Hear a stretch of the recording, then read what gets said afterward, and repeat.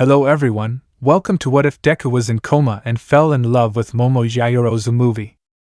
Before we start, please go support cismomusic for writing that awesome fanfic. This is the translated version I made. There will be some mistake in character's gender, but of course Deku is a male. After an accident, our dear green-haired boy was left in a coma. His companions took turns taking care of him. One day, while a dark-haired girl was taking care of him, Izuku woke up and the question he asked was, "What is your name?" Chapter 01, Prologue. Where is our happy ending? Where did all the memories you and I made go? If someone can give me those answers, then please do so, although getting the answers wouldn't take away any of the pain I'm feeling. That pain you feel in your chest when the person you love is in the arms of someone who is not you. It hurts. Damn, if I had known that falling in love hurts so much then I wouldn't have done it, but buck it all. Who the buck am I lying to? I know that sooner or later I would end up falling in love with you. I was scared, I won't lie to you. I put my dreams before love, but that was my worst mistake. Maybe if I had just done things better, none of this would have happened. I wouldn't have to be feeling this pain right now, she said to herself, a brown-haired girl who was leaning against a tree. While she looked at how several meters away from where she was there was a certain green-haired boy, who showed a face that was surprised and blushed at the same time. The reason was simple, since on his lips were those of a beautiful black-haired girl, who was also embarrassed. That scene was quite painful to watch for our brunette. Several tears fell from her cheeks. That night was when she knew that the story she wanted to write with him became just a dream, one of those dreams that no matter how hard you try, will never come true. And even less so when another girl is the one who started the page of her own story. 6 months ago. We can see a green-haired man lying on a stretcher, lucky to be alive because after a mission they had, he had received quite a bit of damage and a strong blow to the head to protect a certain brown-haired girl. By this time he had lost a lot of blood, but he had managed to save several people and his partner Ochako Uraraka. When his companions heard the news, they were worried, since he had not woken up for 3 weeks. Uraraka was the most affected by everything because that same day when everything had happened, Izuku had confessed to her seconds before, giving her their first kiss. If only she hadn't been so careless that day, maybe she could have prevented her beloved green-haired boy from being like this now. The teachers were worried about the green-haired boy. The doctors had told them that he would slowly wake up. The brown-haired girl was half closing her eyes when she felt a hand on her shoulder. She looked to her side and found a beautiful brunette, who gave her a slight smile and said, "You better go and get some rest. I'll watch over Midoriya-san, it's my turn today." Uraraka, "No, I can't go on for a little longer." Momo shook her head, seeing how her friend was quite tired. "I'm sorry, but I'll have to tell you no, you should rest too, Uraraka-san." Uraraka just nodded her head to get up from the chair, standing up looking at the green-haired man to say, "I'll be back later, Deku-kun." She left the room, leaving the brunette alone with the green-haired man. Momo sighed a little and said, "She's a little stubborn, she needs to rest too." Her gaze fell on the green-haired boy, denoting a slight sadness, which would say, "Please, you have to wake up, Midoriya-san, everyone is worried about you." Even Bakugo is not the same since that day. He hasn't wanted to talk to anyone. "You're the one who motivated the class, you have to wake up for us." The brunette grabbed the green-haired man's hand, while letting her tears flow, because despite pretending to be strong, she ended up crying when she was alone, so that no one would see her. Her crying was interrupted when she felt the green-haired boy's fingers move slightly. Her eyes quickly fell on the freckled boy in the hope of seeing him with his eyes open. But no, his eyes were still closed, but some words could be heard coming from his mouth. "Sorry. I didn't mean to worry you. Momo, and Midoriya-san, Midoriya-san." The brunette was happy because she heard him speak softly, but it was something for her. She took Izuku's right hand with both of her hands while saying, "Wake up, please. I know you can do it. Talk to me one more time." Seconds passed, but the green-haired man didn't speak again. But the brunette still didn't lose hope of hearing him again. Momo had a small purse with her, and from it she took out a book saying, Today I brought this book that you recommended to me. My whole world is you. When you told me to read it, I was a little excited. I won't lie to you, it became one of my favorite books. I read it every night. If it weren't for you, I would never have met him. The brunette began to read the book, as she spent a large part of the night next to the green-haired man, reading that book while always paying attention to her companion. At one point sleep overcame her, and she ended up falling asleep, resting her head on her forearms that rested next to the green-haired man on that stretcher. She slept peacefully because the room and being next to the green-haired man gave her a warm feeling. It was the same feeling as when he encouraged her with his words. For Momo, Izuku was a great companion. He never thought he was better than anyone. He was always humble. He cared about others before himself. And the brunette admired him for that. Whenever she was in trouble, she started thinking about how he would solve it, and thus she found a solution to her problems. And if she were to be in big trouble, she always trusted that her partner could help her or save her, because he had already saved her on more than one occasion. That's why she blindly trusted the green-haired man. So she would never doubt Izuku no matter what situation they were in. A new day had arrived and the sun's rays were streaming through the room's window. As the curtains were wide open, the small breeze of wind invaded the place, giving a refreshing sensation. The brunette's eyes opened slowly, giving a slight yawn, stretching her arms, rubbing her eyes as she did so. She said, "Good morning, Midoriya-san." "Good morning, Miss Ito." "What is your name?" Those were the words that finally woke up the brunette, who when she opened her eyes wide saw her partner looking at her a little confused. But the words he had spoken echoed throughout the room. Pointing to herself, she would say, "I'm Momo Yaoyorozu, Midoriya-san." "Izuku, I'm sorry, but this is the first time I've seen her. But it's a pleasure to meet you. My name is..." "Oh me. I'm sorry, but I don't remember my own name." Momo opened her eyes, knowing that from that day on, their destiny had taken a huge turn. Chapter 2. Thank you for everything you do for me. We can see how Aizawa, along with the doctor, All Might, and director Nizu were in the room where the freckled boy was, after being warned by a certain brunette that Izuku had woken up. The doctor was examining the green-haired boy, who looked confused at everyone present. The doctor examined the green-haired boy's pupils.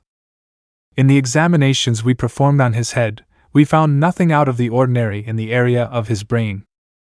The boy seems to be having amnesia, but don't worry, in most cases it's just a matter of time before he remembers everything. You can help them by showing them pictures of their friends and things like that, but little by little, it would not be good to give them too much information at once. He should usually recover in 2 to 3 months at most. That depends on him. Nizu, thank you very much, Doctor. Doctor, you're welcome. If you need anything else from me, please let me know and I'll come right away. Nizu understood. That doctor left the room, leaving those present with the green-haired man. Outside the room, Momo was waiting.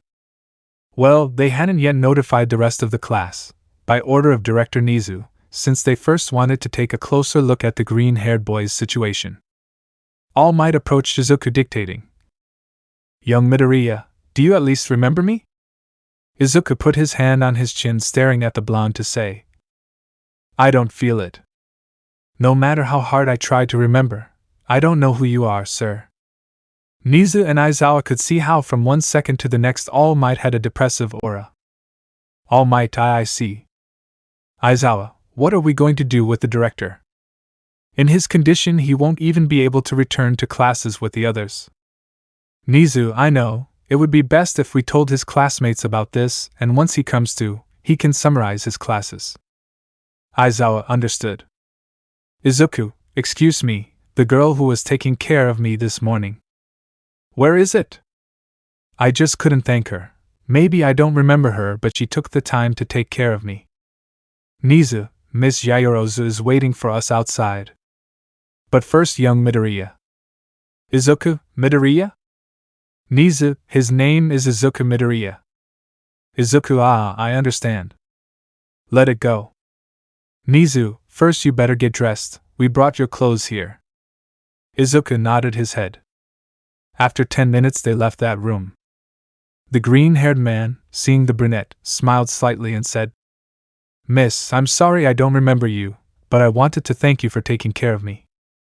Momo saw Izuku smile at her. She could see that smile that he always showed even though he didn't remember her. She couldn't help but feel happy to see him awake again. She approached him and unexpectedly hugged him, saying, "Thanks for waking up." Izuku was simply surprised by that hug, and in a dark-haired manner he separated from him, saying, "Oh, sorry, I got carried away by emotion." "Izuku, you don't have to apologize. In fact, I'm the one who should give you a hug for taking care of me." Aizawa, "Well, it's better if we go with the others." Momo, "Yes, sensei." Aizawa along with Momo and the green-haired boy began to walk down that UA hallway. Nizu and All Might stayed to talk about an important topic.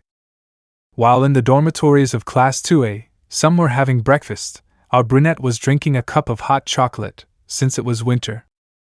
Uraraka was thinking about that first kiss she had with the green-haired boy. Every time she remembered that scene, she couldn't help but turn red from how embarrassed she was.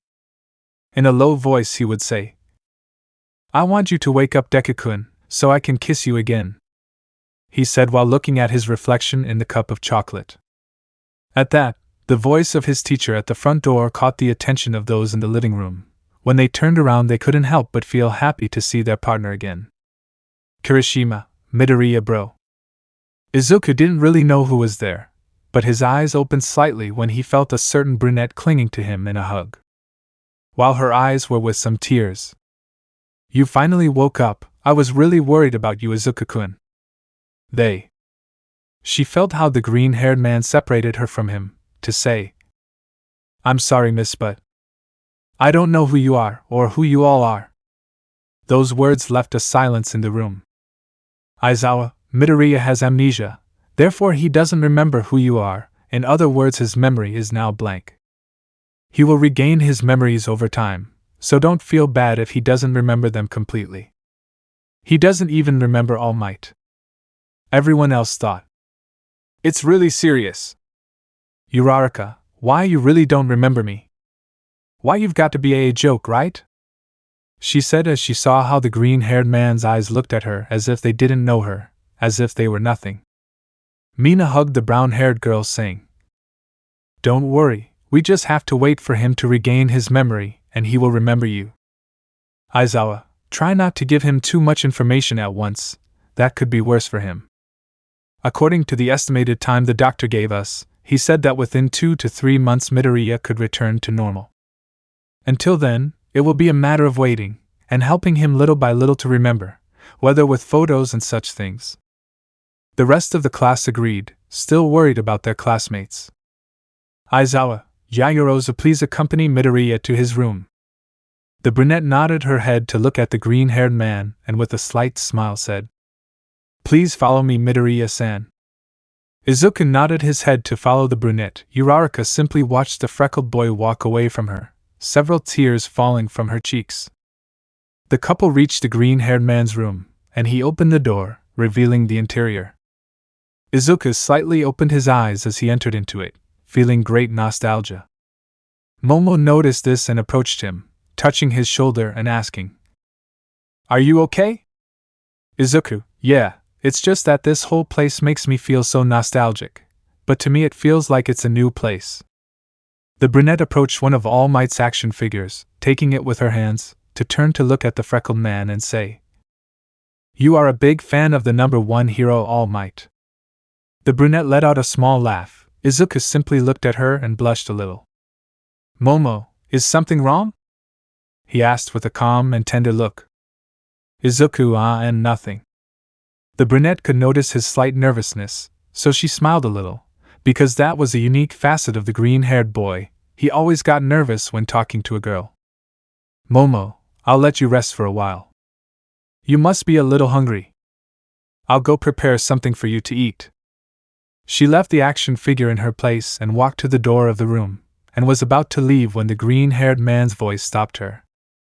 "Thank you for everything you do for me, Miss Momo." He smiled at her in a different way than usual.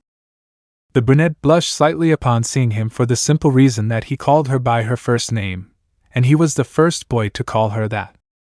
A warm feeling filled her heart. She was happy to know that her partner valued every effort she made. It was at that moment, that his story would slowly begin. Chapter 03. I Want to Know You More. When Momo arrived at the kitchen, she couldn't help but be questioned by her classmates about her friend. The brunette didn't know which of all her questions she should answer first. "Mina, Momo, he doesn't remember you either?" he asked while having the slight hope that she would say yes, but that hope disappeared when he saw how his friend shook her head, saying, "No, well, it's not like I've talked to him much before. We barely exchanged a few words before. It's not like I can say that I at least spent most of my time with him. The closest to him is Uraraka-san. But if he doesn't remember her, then what will he remember me for?" At these words, all his friends became even sadder. Kirishima tried to cheer everyone up by saying, "Come on, we don't have to be sad. The important thing is that our friend has already woken up. Remember what Aizawa-sensei said, his memories will come back with the passage of time, and when it does he will return to being the Izuku we always know." These words barely encouraged some, but it was the best the red-haired man could say to calm the situation. Momo began to prepare something to eat for the green-haired boy. Everyone else began to help him. Mina proposed the idea of preparing katsudon for him since it was known that it was the green-haired man's favorite food. Without wasting any more time, her friends began to help the brunette. A certain brunette was not with them because she had gone to her room to rest, according to her, but everyone knew that she was very affected by the situation. After several minutes, we can see how the brunette walked towards the green-haired man's room. In her hands she carried a tray with food and a drink for her partner. When he reached the door, he stopped dead and opened the door, finding the green-haired man sitting on his bed, with something in his hands. Izuku, seeing Momo, gave a slight smile, saying, "Miss Momo is finally back." Momo just returned that smile, saying, "I brought your food here, I hope you like it. I'm not a very good cook, but..." She couldn't finish speaking when she heard the green-haired man's words. "Izuku, it looks very delicious. Its aroma makes me realize that its food will become my favorite." The freckled boy smiled kindly. Momo, seeing him like that, remembered a time when he had helped her in a practice they had had, and the smile he was now showing her was the same as that time. "Momo, even if you have lost your memories, your smile is still as warm and kind as it always has been. I'm happy to see your smile again, Midoriya-san." Izuku blushed slightly at those words without realizing it. He scratched the back of his head to say, "Gosh, I really feel bad for not being able to remember you, Miss Momo, but the lucky one is me to have someone like you by my side taking care of me." Those words caused a new feeling in the brunette, who only got a little nervous. "Well, why, you better eat something." Izuku grabbed the tray with his hands, saying, "Forks.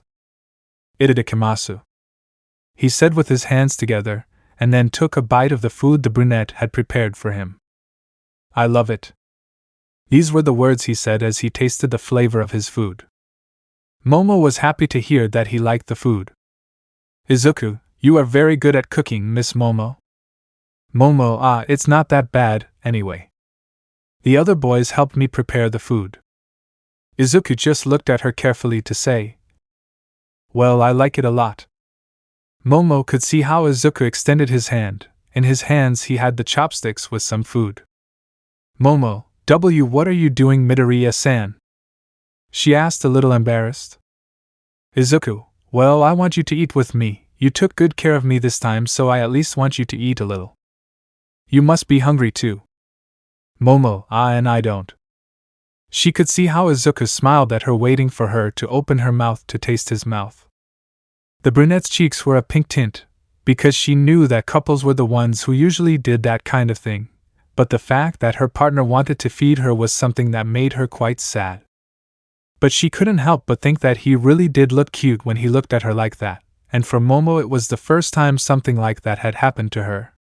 She had never been in a situation like that before. Already quite embarrassed, she opened her mouth to let her companion feed her.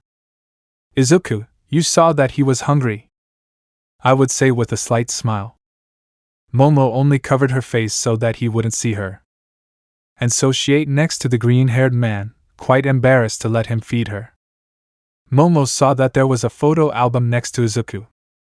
Izuku noticed his partner's gaze and said, I found that in the drawer of my nightstand. I started looking at the photos trying to remember something, but Momo could see how Izuku's eyes showed a slight sadness. She put her hands on his, saying, Don't overexert yourself. Remember that the doctor said that your memories will come back with the passage of time. So in the meantime, I'll be by your side, don't worry. She put her hand in his hair and began to ruffle it while smiling warmly at him. Izuku just stood still, feeling that display of affection, and without either of them being able to avoid it, their gazes met each other's, staying like that for several seconds, seconds that seemed eternal. They just stared into each other's eyes, and a slight blush took over both of their faces, and they slightly looked away to the side. Each one was embarrassed, and felt their hearts beating faster than normal. Momo, well, I suppose you want to be alone to continue looking at the photo album, so I'll be leaving right now, he said as he took the tray with the things and quickly left the room, not giving the green-haired man time to say anything. As she left the room, the brunette closed the door and leaned against it, trying to calm her heartbeat, which for some reason was beating faster and faster. Her cheeks burned slightly. It was the first time she had experienced that kind of thing, because she had always been very focused on her studies. Because of her renowned last name, she had to give a good image, and even more so being the vice president of the class. Izuku just sat on his bed while he could still feel the black-haired girl's scent near him. This one in a low voice would say, She is very kind and beautiful. But Momo just shook her head and tried to maintain her usual composure, so she began to walk downstairs towards the kitchen. When he arrived, he could see how some of his classmates were playing cards, others were watching a movie. Bakugo, for his part, was in the gym training a little, because he preferred to do that than waste his time on boring things. Mina won, he exclaims, throwing a card onto the table. The pink-haired girl was very excited. When she saw Momo, she smiled at her and asked, Don't you want to play Yamamoto? Momo shook her head, saying that maybe she would play later. She went to the kitchen to wash the things she had in her hand. While she was washing things, she remembered how Izuku had fed her. Her face released steam and turned red in seconds. Without much thought, she brought both hands to her face, covering herself in shame. But a voice at her side surprised her quite a bit, giving her a scare. Is something wrong, Yamamoto? Jiro, a certain little frog asked. Momo, Tsuyu-chan, you scared me, he responded while laughing at being scared. Answering your question, I'm fine. Tsuyu, are you sure? It's just that your face is a shade of red. Don't you have a fever? Momo, oh no, I'm fine, it's nothing, he said, shaking his head. Tsuyu, it's okay, but if something happens to you, you can tell me, yes, he said with a kind smile. Momo, yeah, it's okay, I appreciate you caring, Tsuyu-chan. Tsuyu, the whole class is like a family now, it's normal that I worry about you. Momo, you're right. Tsuyu, from what I see, Midoriya-chan did eat what we prepared for him, he said, watching as Momo was washing those things. At those words, that moment passed through the brunette's head again. Momo, why yes, that's right. Tsuyu, that's good to know. Having him back is a relief for everyone. Okay, I'll let you wash in peace, Jiro. See you, Yamamoto. Momo, see you, Tsuyu-chan. She watched the little frog leave the kitchen while sighing in relief that he didn't mention anything else about food. After finishing washing, Momo was heading to her room, when she looked to her side, because right next to her room was the freckled boy's room. She knocked on the door, saying, Midoriya-san, can I come in? From the other side, the freckled man's voice was heard saying, Oh sure, go ahead. Momo opened the door and could see how Izuku was sitting on his bed. On his legs was a notebook, on the bed was the freckled boy's phone. A song was playing. When the brunette heard it, she was surprised because it was her favorite song.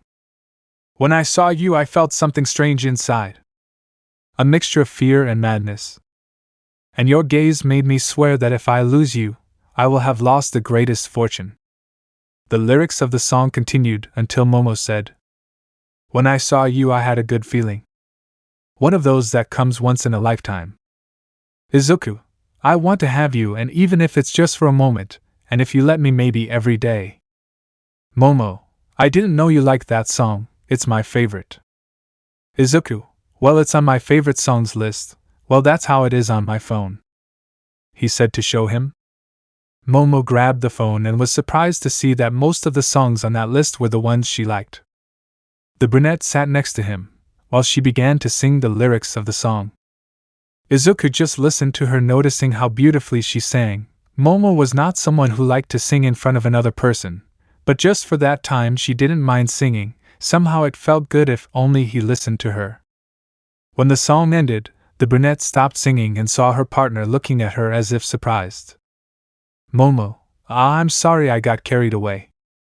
My voice is not very nice, I ruined the song. She replied quite sadly. Izuku shook his head, saying, I'm not an expert on music and all that, but between the original song and the one you sang, I prefer yours. I honestly liked it a lot. It's a shame I couldn't record your song so I could listen to it more often. Momo, somewhat embarrassed, would say, Thank you, your words are really nice, she said as she brushed her hair to the side. Momo in her thoughts would say, All this time that passed. I wonder why I could never get closer to you, if only I had for sure. I would have made many beautiful memories with him. I really didn't know that you liked the same music as me. We also share the same taste in books. I am more than sure that I want to get to know you more, Izuku. Chapter 4. What if Izuku doesn't come back? A full week had passed since the freckled boy had woken up, but unfortunately he didn't remember any of his companions. During that week all his classmates kept him company and talked to him in a small attempt to make him remember them. But what Uraraka could notice was how the green-haired man noticeably spent more time with the brunette, not to mention that she was the only person Izuku called by name, since it was difficult for him to remember the names of his other classmates. We can see how Izuku was sitting in the living room while his other classmates were in class. The freckled boy was alone. On his lap there was a photo album. While our beautiful brunette was in class, she was a little distracted as she was worried about the freckled boy, as he still needed some care due to the condition he was in. Uraraka from her place looked at the brunette a little thoughtfully, since she wanted to talk about a topic with her about the freckled boy, but some doubts invaded her, and she was not very sure if that would be the right thing to do or not. At that moment, the brunette thought of the lyrics of the song she had heard with the freckled man. I want to have you, even if it's just for a moment, and if you let me, maybe every day. Remembering that moment, a slight smile appeared on the brunette's face. Returning to our charismatic freckled boy, he stood up, tired of seeing that album, since no matter how much he looked at it, nothing came to his mind, not even a miserable memory. He walked up to the beautiful window that looked out towards the campus courtyard. With a dull look he looked at his reflection, and in a low voice he said, How am I supposed to act? Should I keep smiling? Maybe you did it all the time. He said it to his own reflection, and for a brief moment, he could see that reflection in his hero costume looking at him with eyes full of sadness. Izuku, can't you just go back and take control of everything? All those people miss you, and what can I do? I feel like a stranger among them all. How did you get along with all of them? Did you like someone? Did you have a best friend?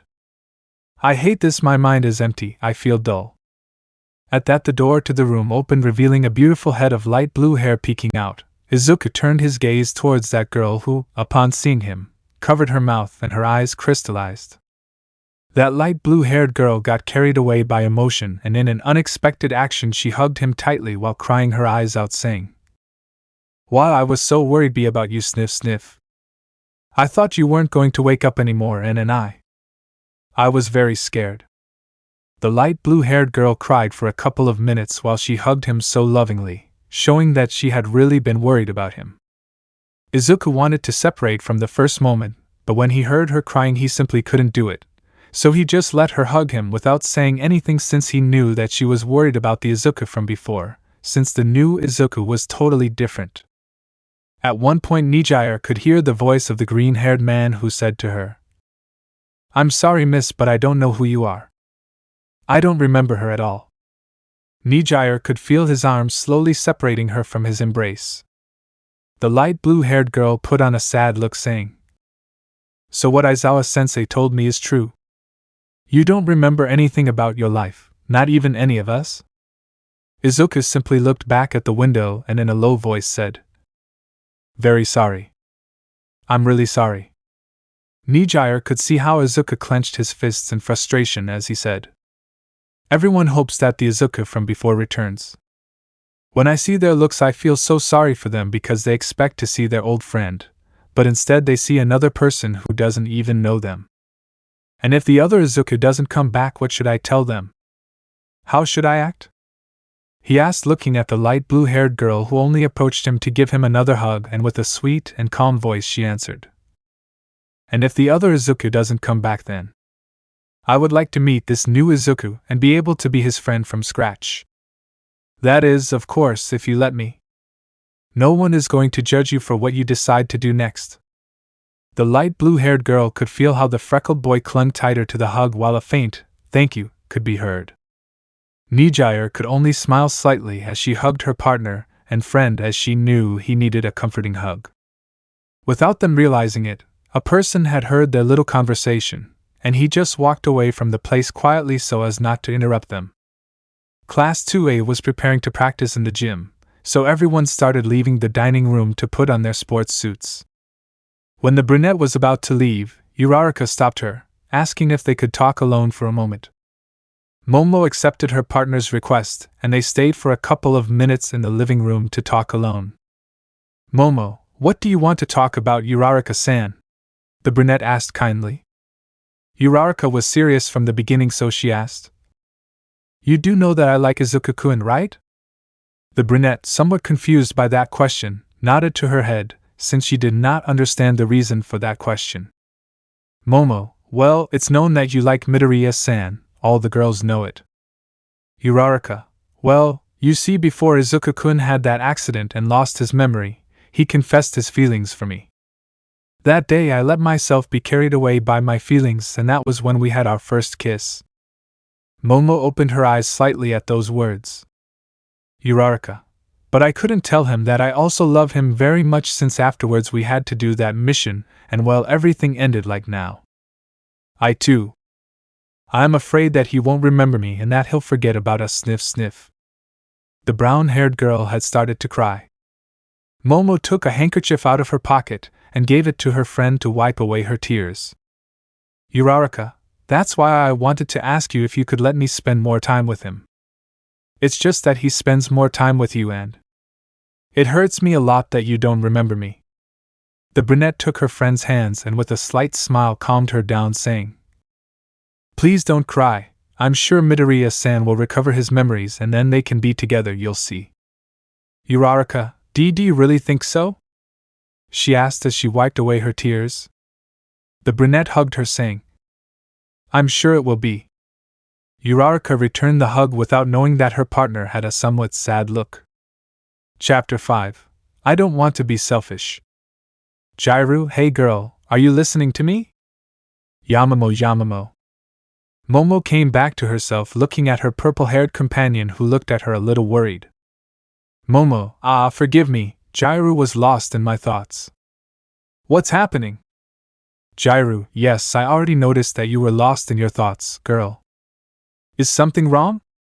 You've been acting a little strange for a while now." "Did something happen, girl?" she asked, a little worried about her friend. Momo, "Oh, nothing happened, don't worry, Jairu." "Jairu, I don't believe you at all, girl. You know, you and Midoriya are the same when it comes to lying, hee. Either of you know how to lie.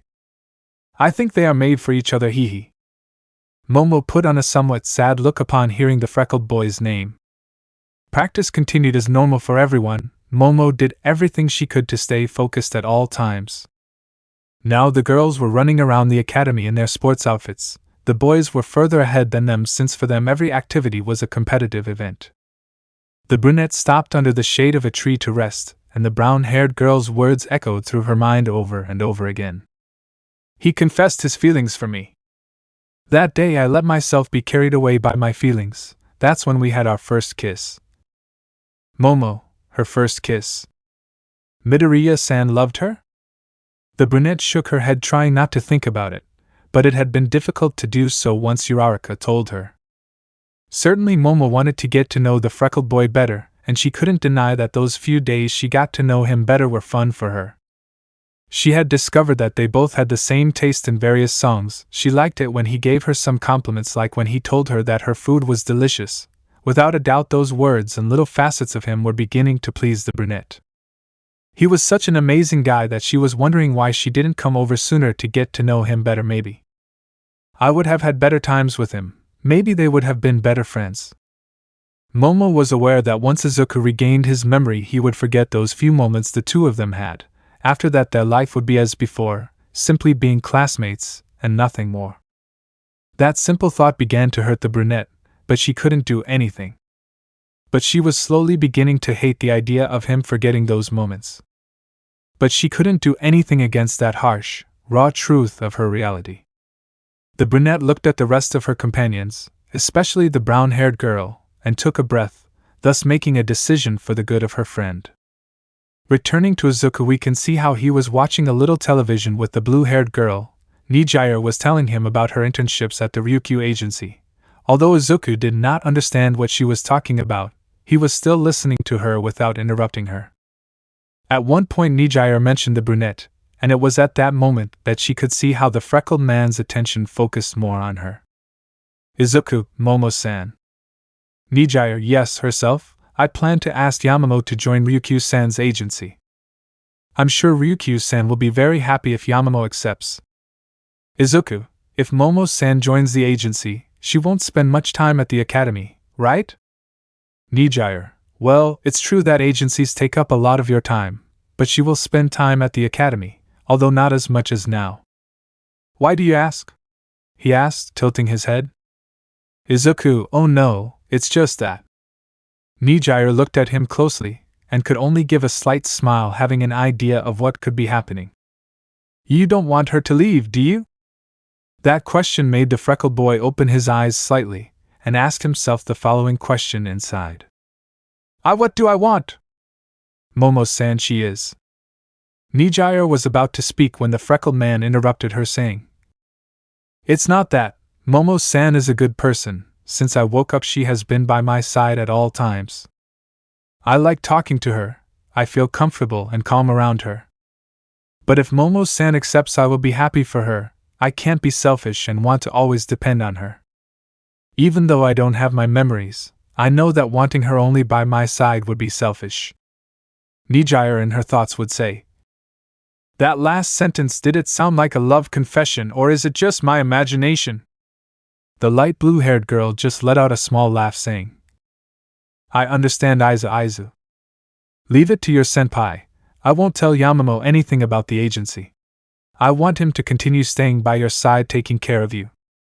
Izuku just looked at her, wanting to say that there was no need to say that, but the only thing he could do was say, Thanks, senpai. Nijire opened her eyes slightly when she saw a slight smile on her kohai's face like the one he used to show before.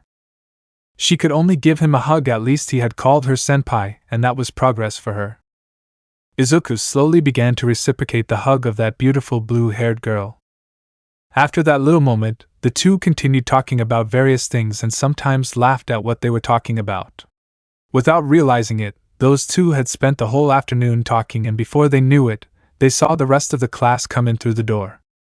Mina, seeing Nijire, ran and hugged her tightly, saying, Thank you for your support. The light blue-haired girl happily reciprocated the hug from her pink-haired friend. The others greeted her kindly since they had interacted with their senpai on more than one occasion. Momo's eyes met Izuku's, who upon seeing her greeted her with a slight smile. Momo just looked away to the side and limited herself to waving at him before immediately going to her room. Izuku just stared at her, thinking that maybe she was feeling ill, or that she didn't feel like talking at the moment. At that point, Uraraka approached him, greeting him with a slight smile, hoping to receive the same greeting that he had given to the brunette, but instead Izuku greeted her with a dull expression, since for him, she was still a strange and unknown person. Uraraka, Deku-kun, how was your day? She asked, trying to start a conversation with him. Izuku, my day was pretty normal. That was all his response, leaving an awkward silence in the room, so much so that even the others felt uncomfortable. Uraraka, I see, I'm glad to know that. Izuku, okay. Ida, ahem, and Midoriya, in these cases you should ask her how her day was. Izuku looked at him for a few seconds and said, I see, thanks for letting me know, Kaminari-san. At that response, Ida fell to his knees, overwhelmed because he was confused with Kaminari. Mineta and Bakugo just laughed out loud. Kirishima tried to comfort the blue-haired boy by patting him lightly on the back. Izuku looked at Uraraka to ask, How was your day, Ito-tsuyu-chan? He asked while holding his chin, wondering if he had gotten the name wrong this time. Uraraka only had her soul coming out of her mouth while Mina tried to get it back into her body. Tsuyu approached Midoriya, saying, Midoriya-san, I am Tsuyu, she is Ochako-chan Jero.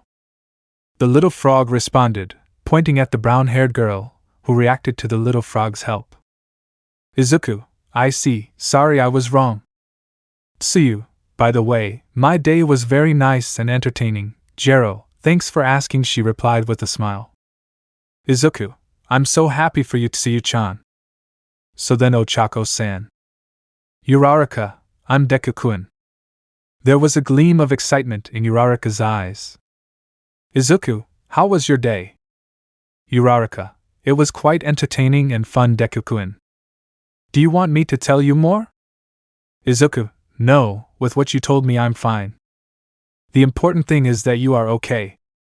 Uraraka was about to speak, but then Izuku walked past, saying, I'll go to my room. By the way. He looked at the light blue-haired girl to say, Thanks for everything, senpai. I had fun talking to you. Nijire with a big smile would say, Tomorrow I'll also come see you, Aiza. Izuku just nodded his head to continue on his way to the rooms. Momo was in her room lying on her bed, thinking that her reaction to the freckled boy was distant. Momo, I'm doing the right thing, right? At that, from the other side of the door, Momo could hear the freckled man's words. Izuku, Momo-san, are you okay? Momo's heart began to beat rapidly upon hearing this. She stood up to head towards the door. Chapter 6: Confusion of Feelings. Before reaching the door, she stopped dead, grabbing the handle. She had to be strong and not give in to that weakness she was showing. Taking a breath, he replied, I'm fine, Midoriya-san, don't worry. I'm just tired, that's all. Izuku from the other side of the door would say, Are you sure it's just that? It's just that when I greet you. Momo, I said I'm fine. Momo slightly opened her eyes when she realized she had raised her voice. Izuku just turned around, saying, I understand, sorry to bother you. After saying that, he went to his room.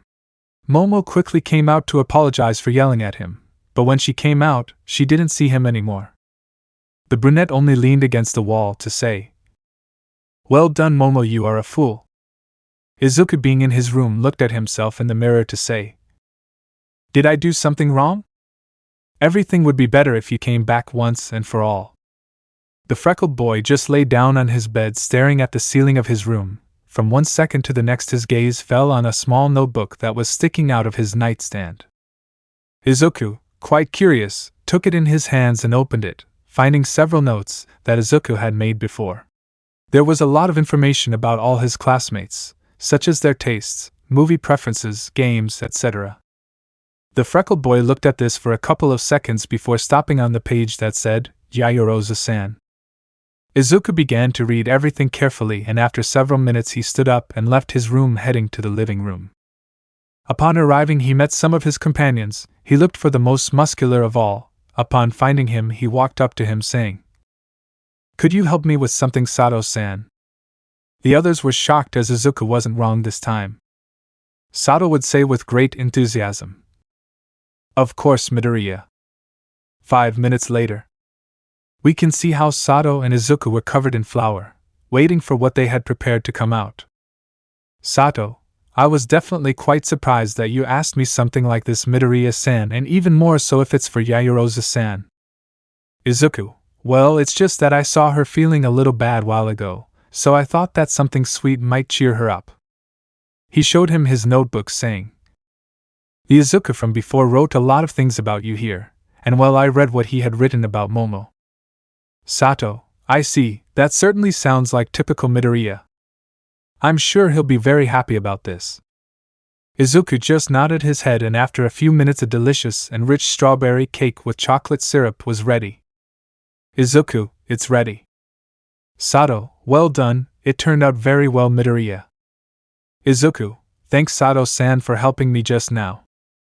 Sato looked at him confused as Izuku was about to ask him for something else. Several seconds later we can see how Sato was standing in front of the brunette's room. He had a drop of sweat on his forehead, but he remembered that it was in favor from his friend, so he would continue until the end. Sato knocked on the door waiting for the brunette to come out. Momo was just drying her hair since she had just gotten out of a shower. Upon hearing a knock on the door, she stood up thinking that maybe it was Izuku again. She quickly opened the door, meeting Sato, who had a strawberry cake in his hands. Momo, Sato-san. Sato, sorry to bother you, Yaoyorozu-san, but I came to bring this for you. It's something Midoriya did to cheer you up since he said you looked bad, and he asked me to help him make this for you. Momo looked at the cake and took it in her hands, saying, He made this for me. Sato, yeah, to tell the truth he seemed very worried about you. Well, now I'm going back to my room, I hope you like the cake. He was about to leave when the brunette's words stopped him. He wasn't angry with me? Sato, angry? Midoriya wouldn't be mad at you, plus since he woke up he's spent more time with you, I guess you're special to him. I saw that he was very worried and was determined to do something to cheer you up. After saying that, he left the brunette standing. Momo just had her eyes crystallized by what she had heard. The brunette returned to her room and was more than determined to go apologize to him. When she opened her door to leave, she found several of the girls who were outside her room. Mina was about to knock on the door when the brunette opened it before her. Momo was quite surprised when she saw them, saying, Gee girls, what are you doing here? Mina, did you forget Yamamoto? Tonight is girls' night in your room. After saying that, she hugged the brunette without giving her time to respond. The other girls entered the room and closed the door. On the other hand, we can see how Izuku was standing looking with a confused expression at his other companions. Izuku, no. After saying that, I closed the door, leaving the rest with a drop of sweat. Kaken blew up the door, saying, Shinji, you bucking nerd. If I was dragged into this, you'll sink with me too, he said while dragging the green-haired boy through the hallways. Kaminari, Bakugo remembers that for him we are strangers, you shouldn't treat him like that. Kaken, I don't give a shit, I'll make him remember us. Returning to the girls, we can see how they were all sitting on the floor forming a circle. Mina, well then. Which of the boys has become more handsome during this time? Momo had a drop of sweat on her face as she knew the conversation was going to start that way. Tsuyu, I think Todoroki Sanjiro. Mina, I see you have good taste, Tsuyu-chan. Well, we all know that for Uraraka it's obviously Midoriya, he said, looking mischievously at the brown-haired girl. Uraraka just blushed, quite embarrassed. Jiraiya just laughed lightly, but her smile was interrupted by Mina, who would say, And it's more than obvious that for Jiraiya it's Kaminari. Jiraiya turned red, saying, Oh, of course not. Mina, your reaction gives you away. Jiraiya, surely for you it's Kirishima, right? Mina brought her hand to her chin, saying, Majiro got a bit handsome, but I'm more into Todoroki and Midoriya.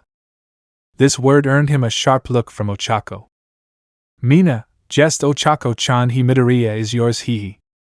Toru, Ochako, don't be angry, besides, it's true that Midoriya has changed a lot since first year, he's become taller and more muscular.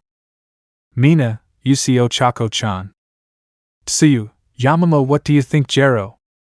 Momo, huh? What do I think of Midoriya-san? Tsuyu, no Jero, which boy do you think has become more handsome? Momo, oh well, I don't know what to say, sorry girls. She apologized with a slight smile, but was able to stop the words from her mouth, as she was about to say that for her Izuku had become more handsome. Chapter 07, Our First Dance, Part 1. The next day we can see how Izuku was in front of a beautiful Midoriya who had a beautiful red dress. That beautiful blue-haired girl was really beautiful. Her beautiful eyes shone under the moonlight. Izuku just looked away to the side since he didn't want to seem like he was looking at her too much.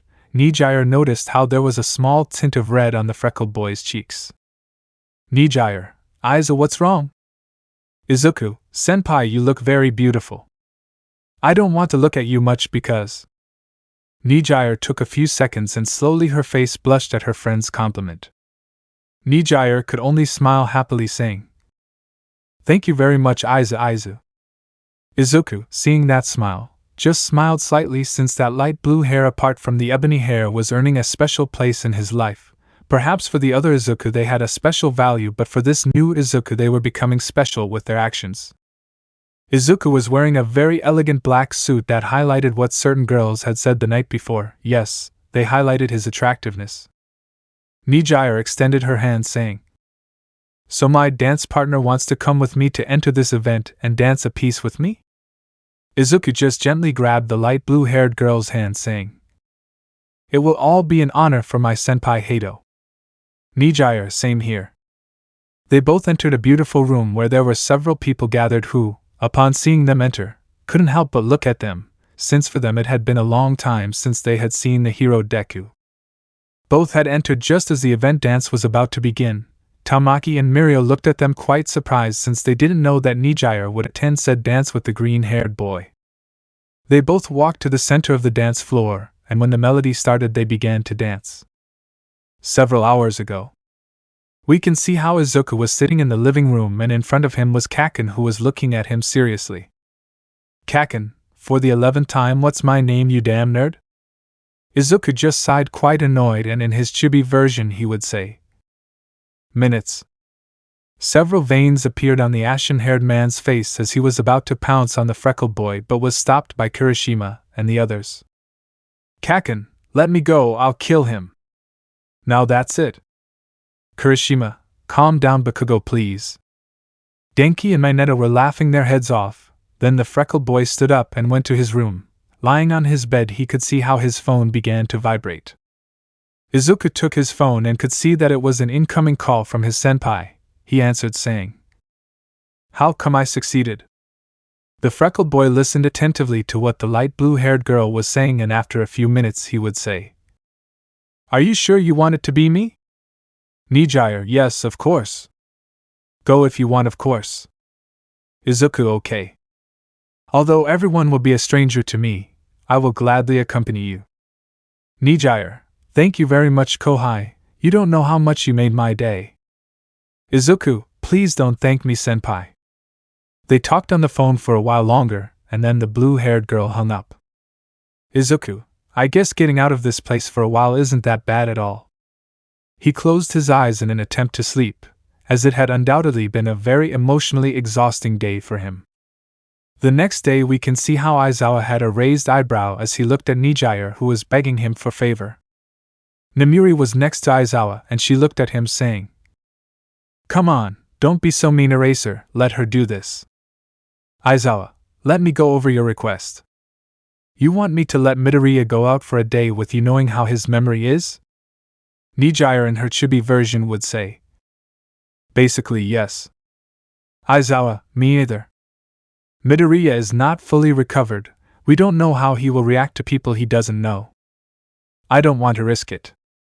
Midoriya, I promise that I will be with him at all times, and if he wants to return to the academy I will bring him immediately. I think it would be good for him to get out of here for a bit, being locked up isn't very good for him. I want to help you distract yourself for a while, please sensei. Aizawa just sighed lightly saying, Midnight Midoriya is in his room resting all day, in case anyone asks we'll say that okay. Midoriya opened her eyes slightly and hugged her teacher saying, Thank you, sensei, thank you very much. Aizawa just pushed her away saying, I leave Midoriya in your hands. Now go find it. Midoriya, sensei. Thanks again, I love you so much. The light blue-haired girl left the teacher's room leaving Namiri and Aizawa alone. Namiri looked at Aizawa with a slight smile, The black-haired boy noticed this, so he asked, "What's happening?" "Nemuri, nothing, it's just that I see that over the years your students have been talking to you little by little." Aizawa just ignored her, taking some papers, saying, "I don't know what you're talking about." Nemuri just laughed since he didn't want to admit that truth that was obvious to him. Izuku was in his room. He was looking at the photo album again when someone knocked on his door. He got up and went to see who it was, finding those beautiful celestial orbs. "Izuku-senpai?" Nijire took him by the hand, saying, "Come on, Aizu, let's go out for a walk, just the two of us." That beautiful light blue-haired girl had a beautiful smile on her face. Chapter 08, Our First Dance Part 2. Several minutes later we can see how Izuku and the light blue-haired girl were sitting in a cafe having breakfast. Nijire was tenderly eating a delicious sweet bread with chocolate on top. She really looked very cute when she was eating. "Nijire, to eat my food." Izuku just looked at her to let out a small laugh, saying, "Senpai, right now you look very adorable. I'm sure the old me must have had a lot of fun by your side." Nijire looked at him, and with a slight smile replied, "Well, to tell the truth, the old you was like saying." She did a very good imitation of the freckled boy, acting shy, so much so that it embarrassed him. "Izuku, I guess he was pretty shy." Nijire, "Yes, that's right. So we didn't go out as much as I would have liked. You always spent more time with Uraraka-chan." These words caught the attention of the freckled man, who tilted his head, saying, "Oh really?" Nijire nodded her head tenderly as she took a sip of her hot cocoa. "Izuku, I see. I guess we were good friends." Nijire, you know, I think you like her, and she liked you, hee. Whenever I saw them they had that chemistry of a couple, but as far as I know they never became a couple. Izuku put on a slightly sad look, saying, "Now I understand why she tried to get close to me, and her words when I woke up. Now everything makes a little more sense, but even though I don't want to say it, she is a complete stranger to me. At least this version of me doesn't have feelings for her. It's like she's a blurry, hazy person in the distance to me. This is how I see everyone else, except for Momo-san and you, senpai. But I'm happy to be able to spend these moments with you, senpai. Maybe it's our second chance." He just took a sip of his cocoa and with a slight smile said, "It's very tasty." Izuku could notice how Nijire had a big blush on her face. She just took a bite of her sweet bread, trying to calm down. Without a doubt that last phrase had touched her heart. She couldn't stop saying over and over in her mind, "Our second chance." Izuku was enjoying his senpai's company. Thanks to her, he was putting aside the problems he was having with his memories. After breakfast, they both began to walk together through the city, Nijire guiding him at all times and asking him if he was okay seeing so many people, since on more than one occasion several of his fans approached him to ask for a photo. Nijire wanted to push them away, but Izuku stopped her, saying, "It's okay, I have no problem taking a photo with them.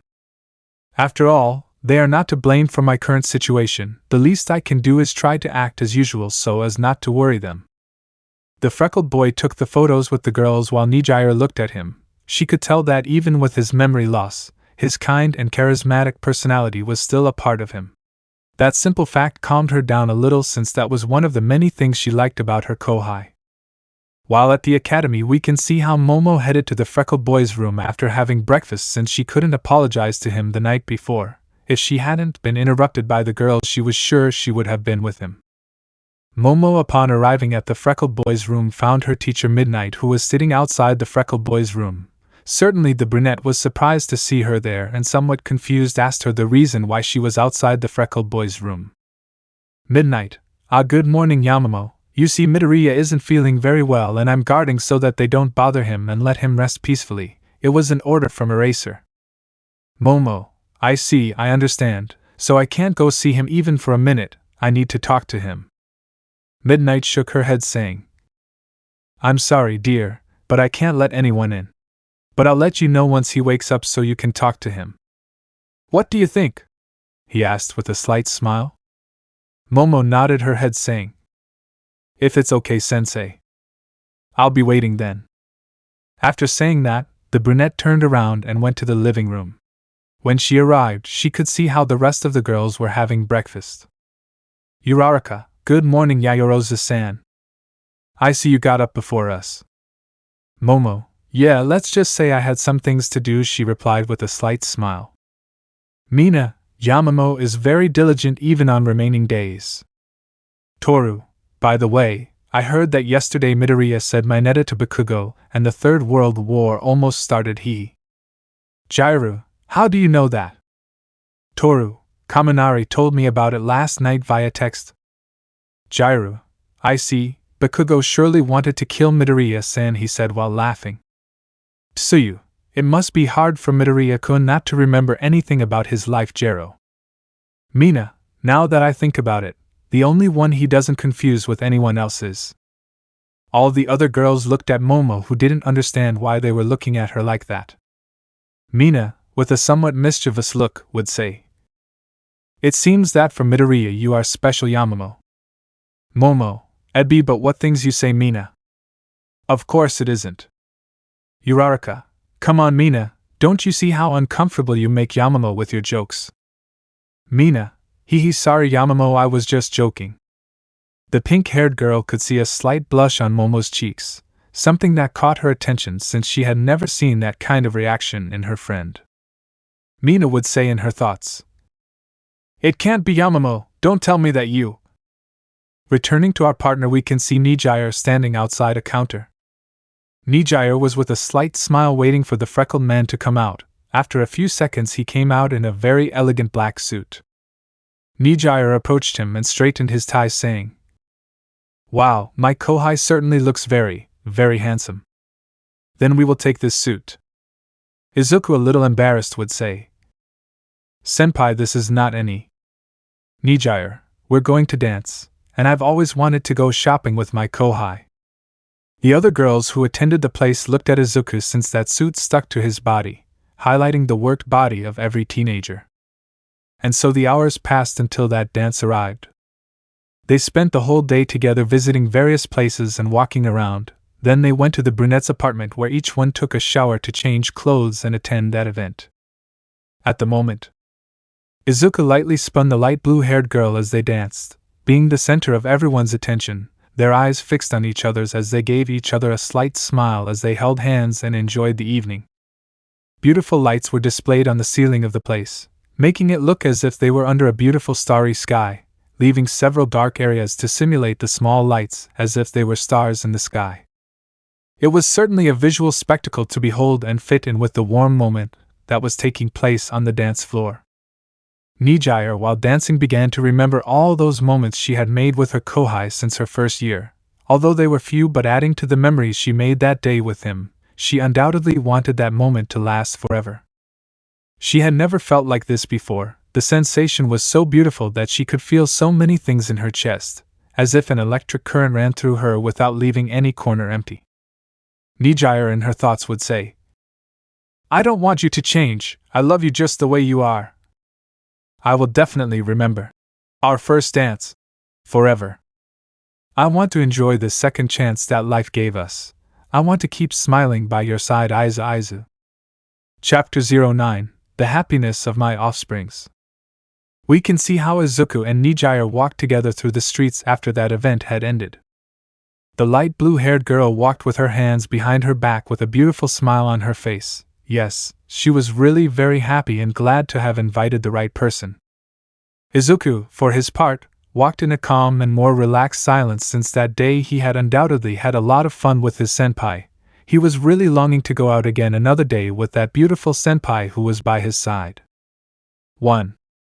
Nijire, still looking forward, asked, Izu, did you have fun today? Izuku scratched his right cheek, saying, To tell the truth, I had a lot of fun with you, senpai. I wish this day could happen again. Nijire stood in front of him with her back to him and slowly turned around, showing a slight smile accompanied by a slight blush.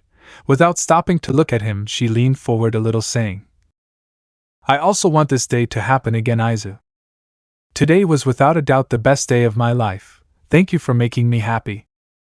Izuku, seeing that smile, could see a small fleeting memory in his mind, a memory of a person who said the same words to him, but he couldn't see that person well since it was all blurry.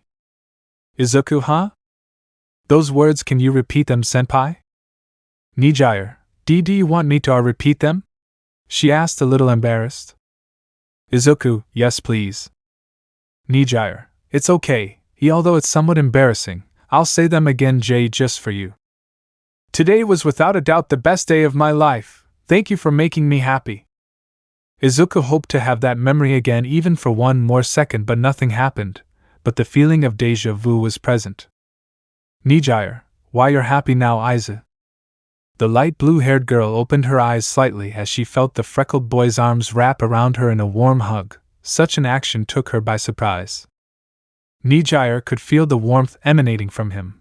A warm sensation surrounded her while she was in his arms. There was no way she could reject that hug, and closing her eyes she reciprocated her friend's hug. Izuku, without stopping hugging her, said, "Thank you for this day, Senpai Hato." Nijire, I'm the one who has to thank you.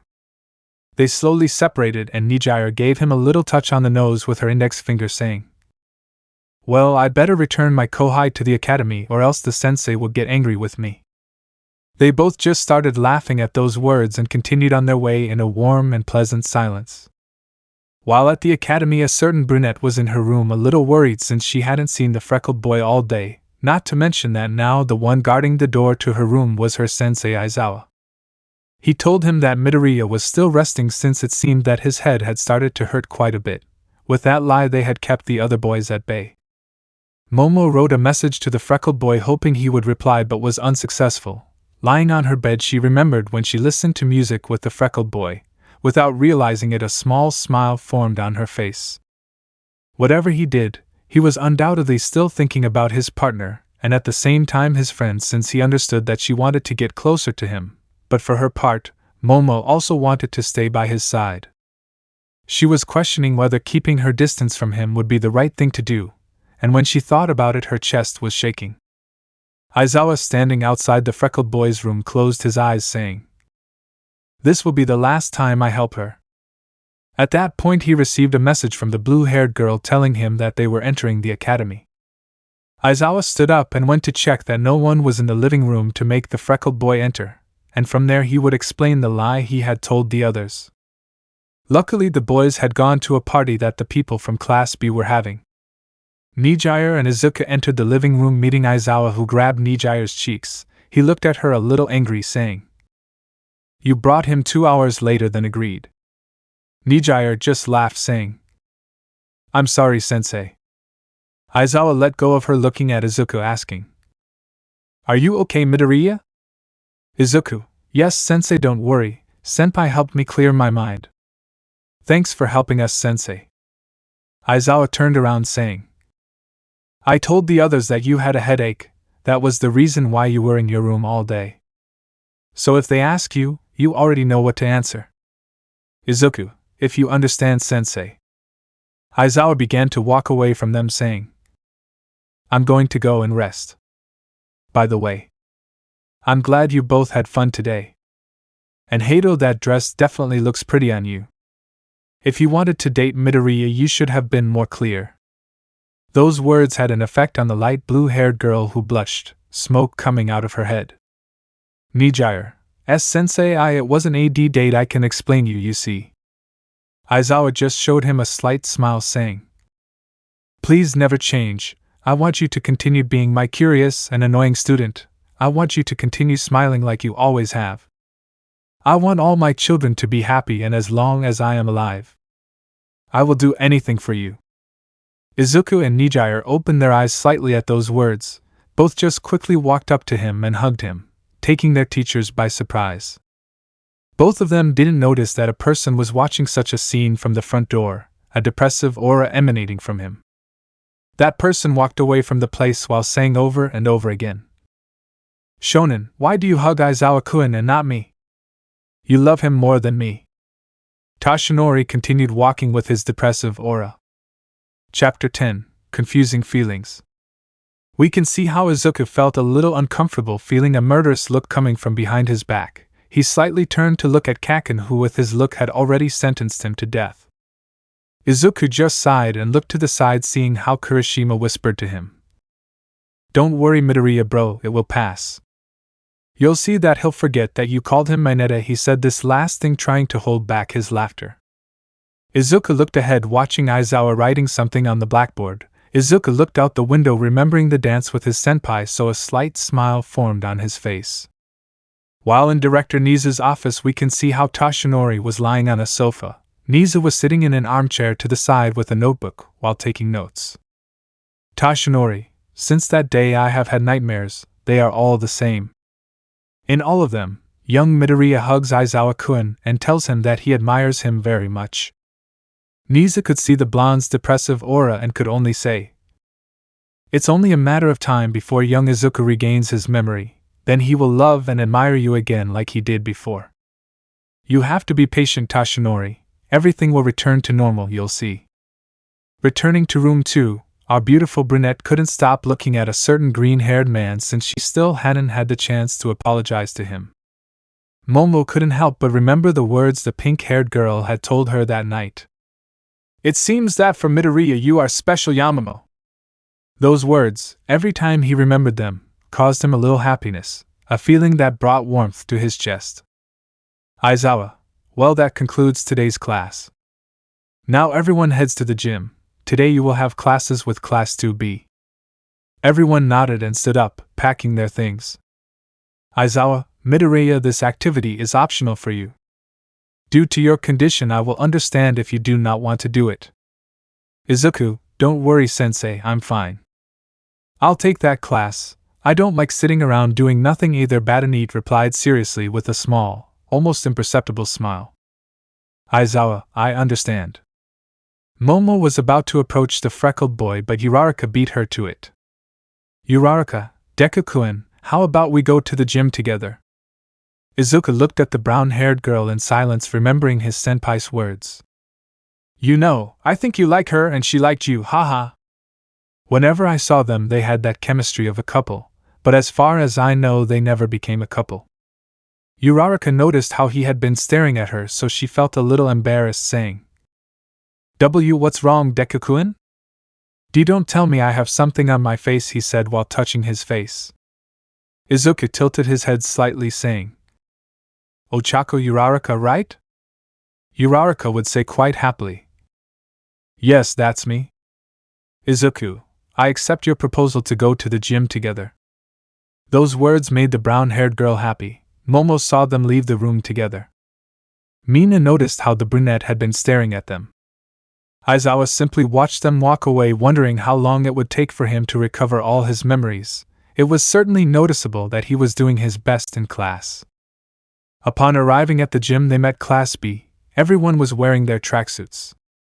Class B, upon seeing Midoriya, quickly surrounded him and asked if he was okay. Everyone in the academy knew what had happened to the freckled boy, so their concern for their partner was noticeable. Kendo made them back off a bit, saying, "Please guys, don't you see that you are making Midoriya-san uncomfortable? Asking them so many questions all of a sudden when you know their memory is affected is not a good idea." They all apologized to the freckled man, who simply looked at them with a feeling of déjà vu. Kendo looked at the freckled boy and with a slight smile said, "I'm glad to see you're okay, Midoriya. She was certainly very worried about you. You may not remember this, but..." She showed him a small, well-used notebook, in which there were several tips on how to make the most of his gift and how to counteract his weaknesses. That notebook had been a gift that the freckled boy had given him 9 months ago. "Kendo, if it weren't for you I wouldn't have been able to advance as I did. I always carry it with me everywhere. I didn't get to thank you for this then, so now." She took him by the right hand, showing him a beautiful smile, and said, "Thank you very much, Midoriya-san. If you need anything, just let me know, I'll be happy to help you." Izuku nodded his head to see her return with her other companions.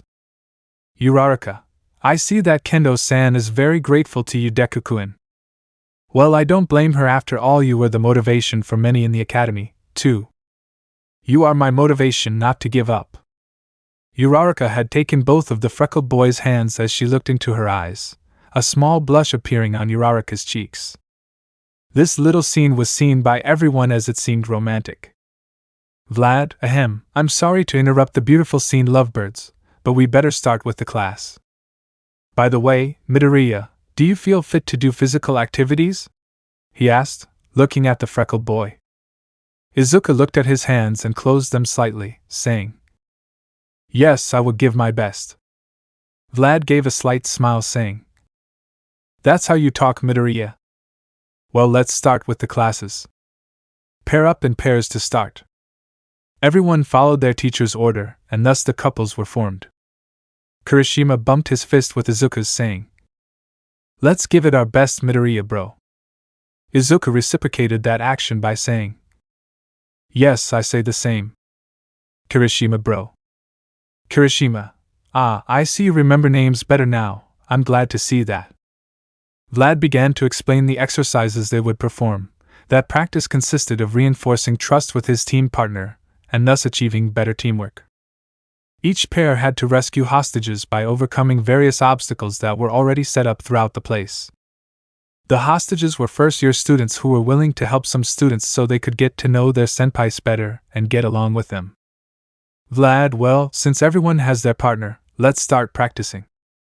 Chapter 11, A Date? Kendo slightly opened his eyes to see how he was in the arms of a certain green-haired man. Izuku, I got you, Kendo-san. Are you okay? Did you hurt yourself? He asked, quite worried. The rest were just standing as no one could believe Izuku's reaction ability to catch Kendo in the air. For a brief moment, everyone saw the Deku from before with that genuine concern that characterized him so much. Several minutes ago. Vlad, well, the first couple to pass will be Midoriya and Ejiro Kirishima. Kirishima and Izuku stretched out their arms, saying, Forks. Momo looked at the green-haired man who was getting ready to take the test, and from where she was she shouted, Midoriya-san, you can do it. Izuku slightly opened his eyes at those words. He turned to look at her and showed her a slight smile, saying, Thanks for motivating me, Momo-san. The brunette, seeing the expression on the freckled boy's smile, couldn't help but feel her chest burning slightly.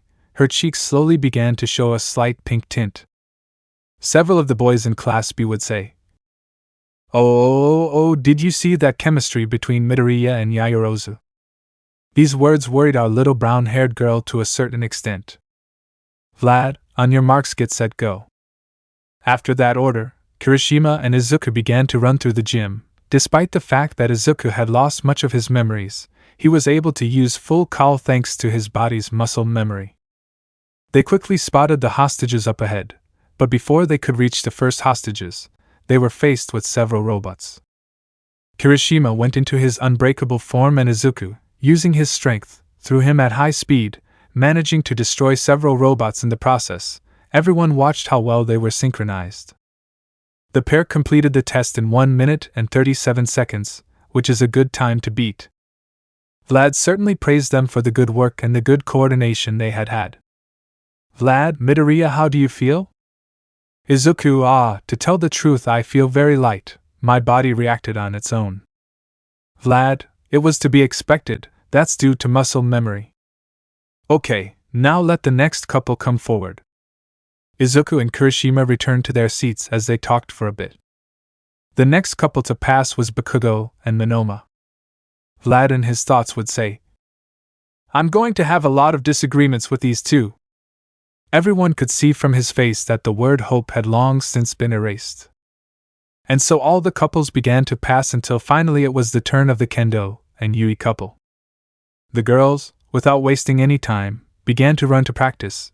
Both were able to pass the first obstacles without many problems. At one point, when both were on a fairly high mound of earth, Kendo was carrying one of the hostages who intended to be injured, but she stepped wrong, twisting her ankle and about to fall off the mound. She told Yui to catch the hostage. Yui quickly caught it, and could see how her friend was unable to grab onto the edge and fell from a height of 6.5 meters. The only thing she could feel was a warm breeze, and when she opened her eyes she found herself in the arms of that green-haired man who looked at her with great concern. End of flashback. Izuku looked at Vlad, saying, Sensei, I'll take Kendo-san to the infirmary to get checked out. Vlad, I am Midoriya. Izuku nodded his head to turn around and walk towards the infirmary with Kendo in his arms. Kendo, somewhat embarrassed by the way she was being carried, would say, "And Midoriya, I can walk alone." Izuku looked at her ankle, noticing how it was swelling, to look at her and say, "Oh really? Then I'll take you down." He felt Kendo cling to his neck, saying, But since you insist on carrying me, and no, I have no problem at all." Izuku just continued walking, saying, "I assumed so." Kendo would quietly say, "My goodness, what a shame." Upon arriving at the infirmary, Izuku told Recovery what had happened while he carefully placed his partner on a stretcher. Recovery managed to heal the orange-haired girl's swollen ankle and scolded her for being so stubborn in wanting to walk to the infirmary with her swollen ankle. "Recovery, gosh, you look so much like that other stubborn guy," he said, looking at Izuku. Izuku looked around and then pointed at himself, saying, "Are you talking about me?" Recovery pulled his cheek, saying, "And who else would say it?" Izuku, oh, that hurts, I'm sorry, I understand." Recovery, by the way, boy, the young woman arrived here very blushed. "Did you steal a kiss from her before you arrived?" Kendo, don't say that.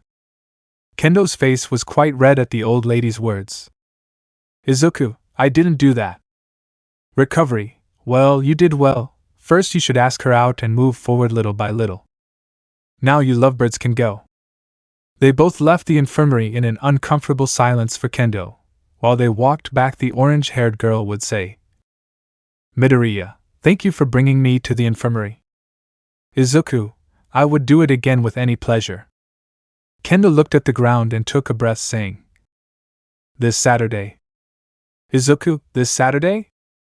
Kendo, are you free this Saturday? Izuku, of course, why do you ask? Kendo, then let's go out together. It's to thank you for your help today. Oh, of course, he replied, moving his hands quickly so that she wouldn't misunderstand things. Izuku just let out a small laugh, saying, "I would be delighted, Kendo-san." "I'll see you on Saturday then," he replied with a slight smile. Chapter 12. I feel happy by your side. Momo, still blushing, responded to the freckled boy's hug, a hug that lasted quite a while. Neither of them wanted to separate from the other.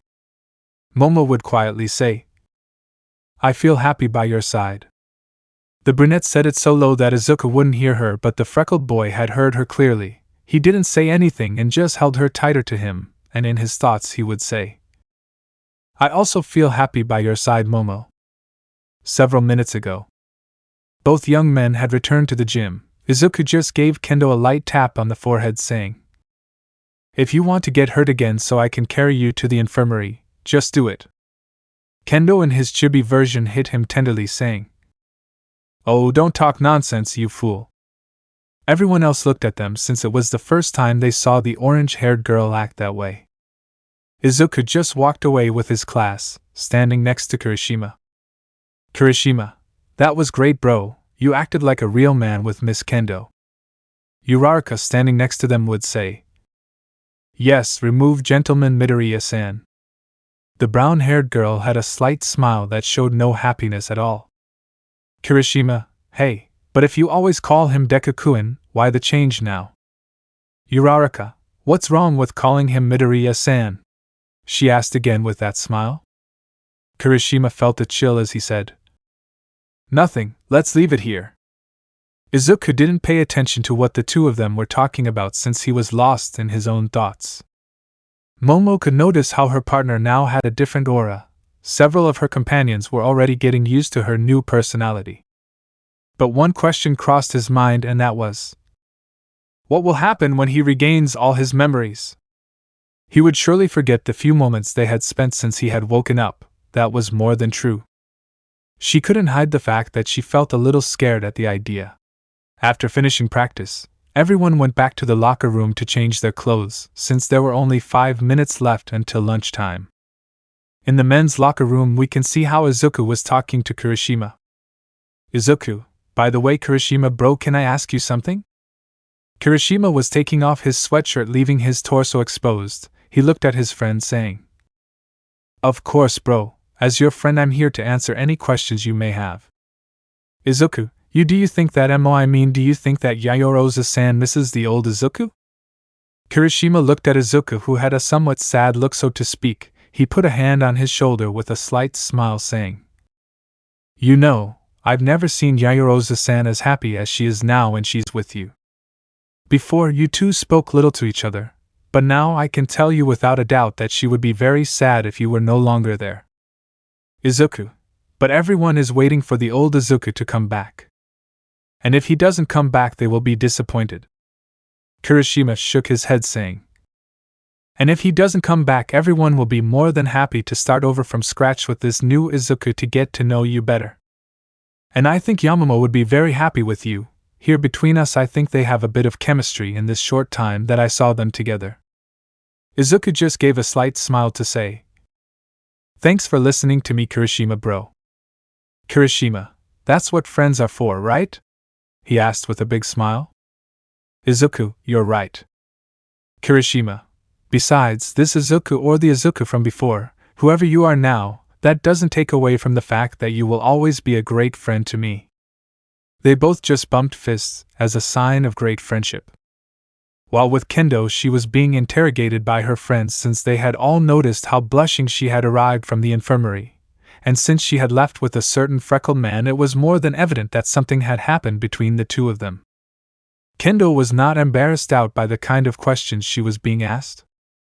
At lunchtime, Izuku was clearing away his tray of food and was about to sit at a table when he ran into a certain brunette who wanted to talk to him. "Izuku, oh Momo-san. Momo, do you think we have lunch together?" Izuku, "Sure, it's no problem for me." They both sat at the same table. Momo wanted to take that opportunity to apologize to him, but before she could say anything, the freckled boy would say, "Thank you for encouraging me in my practices, Momo-san. Without a doubt, your words dispelled all the fears I felt at that moment." Momo just looked into his eyes, seeing how he had a slight smile as he looked only at her. There it was again, that feeling that shook all his emotions. Momo slightly looked away from her friend to say, "Well, we have to encourage each other, right?"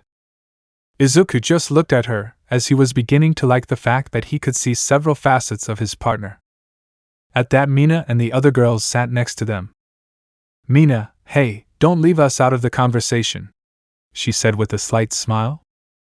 "Izuku, by the way, pink girl, you were great in practice." Mina went blank when she heard what he had called her. Toru couldn't hold back his laughter, just like Jiru. Mina pulled both of her cheeks, saying, "My name is Mina. Come on, spell my name." "Mine." "No, pink girl," he said with a tender pout. "Izuku, I'm sorry already, he." Mina let go of him, but she still had both of her cheeks puffed out as a sign of being upset. Momo just laughed at the situation as she found it quite funny. Everyone ate lunch quietly and Izuku became a little more integrated with his classmates. Finally, the school day came to an end and now some of the kids from the class were gathered in the living room, while talking about various things. "Mina, do you think we should play a game?" she asked the few people who were gathered there. Everyone agreed with the pink-haired girl's idea. Mina took out several blank pieces of paper and wrote the name of each of those who were there on each piece of paper, and then put it in a bag until she mixed them well. "Mina, okay, now everyone will come up and take out a piece of paper, but they don't have to say the name of the person they got." "Well, the first one is Yamamoto." Momo stood up and drew the first paper, and when she saw who it was her turn to draw, she looked at Mina, who began to whistle discreetly while looking to the side. And so each one took out a piece of paper until there was nothing left. Then Mina gave them another piece of paper on which they had to write what they thought about the person they had been assigned, and then everyone would try to guess who had written that thought. "Tsuyu sounds fun, Jero." Kirishima, "Well then, let's begin then." Each one began to write, and after finishing doing so they placed the folded paper inside the bag. "Mina, okay, now." At that, All Might came through the door bringing with him some food to have dinner with the boys. Due to this interruption, the game stopped. Mina called Momo privately and handed her a folded piece of paper saying, "I know this is cheating, but I did it for you, friend," he said, placing the paper in his hands. "Momo, why are you giving me this, Mina?" Mina winked at him saying, "I bet you're dying to know what he thinks of you." Momo understood there that Mina had arranged everything from the beginning so that Izuku's name would be hers and vice versa. "Mina, of course, if you don't want to know what he thinks, you just have to give me back the paper and—" Mina could see how Momo held the paper tightly in her hands, so she just smiled saying, "Well, I'll leave you alone to read it, and I'll keep Yamamoto encouraged." After saying that, she returned to the living room. Momo was a little nervous, but she gathered her courage and began to read what was written on that piece of paper. After finishing reading, the brunette just took a deep breath and then stood against the wall, covering her face as she blushed as hard as she could. "You are definitely a fool, Midoriya-san." While Izuku was looking at All Might, who approached him saying, "Are you having fun, young Midoriya?" Izuku looked at him to say, "Yes, I'm having a lot of fun, present Mike-sensei." Everything went silent, and All Might just returned to his thin form, spitting out a large amount of blood. Everyone in their thoughts would say, "It was definitely the fastest KO in the world." All Might tremblingly walked out of the living room with his phone in hand as he said, "D Principal Niza H has time to talk." Niza was rubbing his eyes as he was an early bedtime boy. The rodent had his pajamas on as he listened to Tashinori on the other end of the line. Izuku looked at them all to say, "Did I say something wrong?" Everyone just said no so as not to make the freckled guy feel bad. Izuku went out to the patio to get some air since he really needed it. Momo returned to the living room, but before joining the others she could see how Mina discreetly pointed out the patio. Momo quickly understood what he wanted to tell her. Without thinking, she also went out to the patio and met the freckled boy who was standing looking at the sky. She approached him standing at his side. "Momo, the sky looks very beautiful, starry, right?"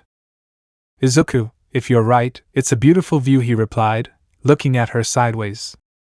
"Momo, do you think we should walk around there a bit?" "Izuku, I think that's a good idea." They both began to take a short walk in warm silence until at one point Momo stopped him by grabbing his hand. Izuku turned to look at her, noticing how she, without saying anything, approached and hugged him in such a tender way.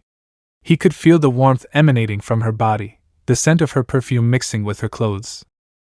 "Momo, sorry for not saying hello to you that night, you were worried about me.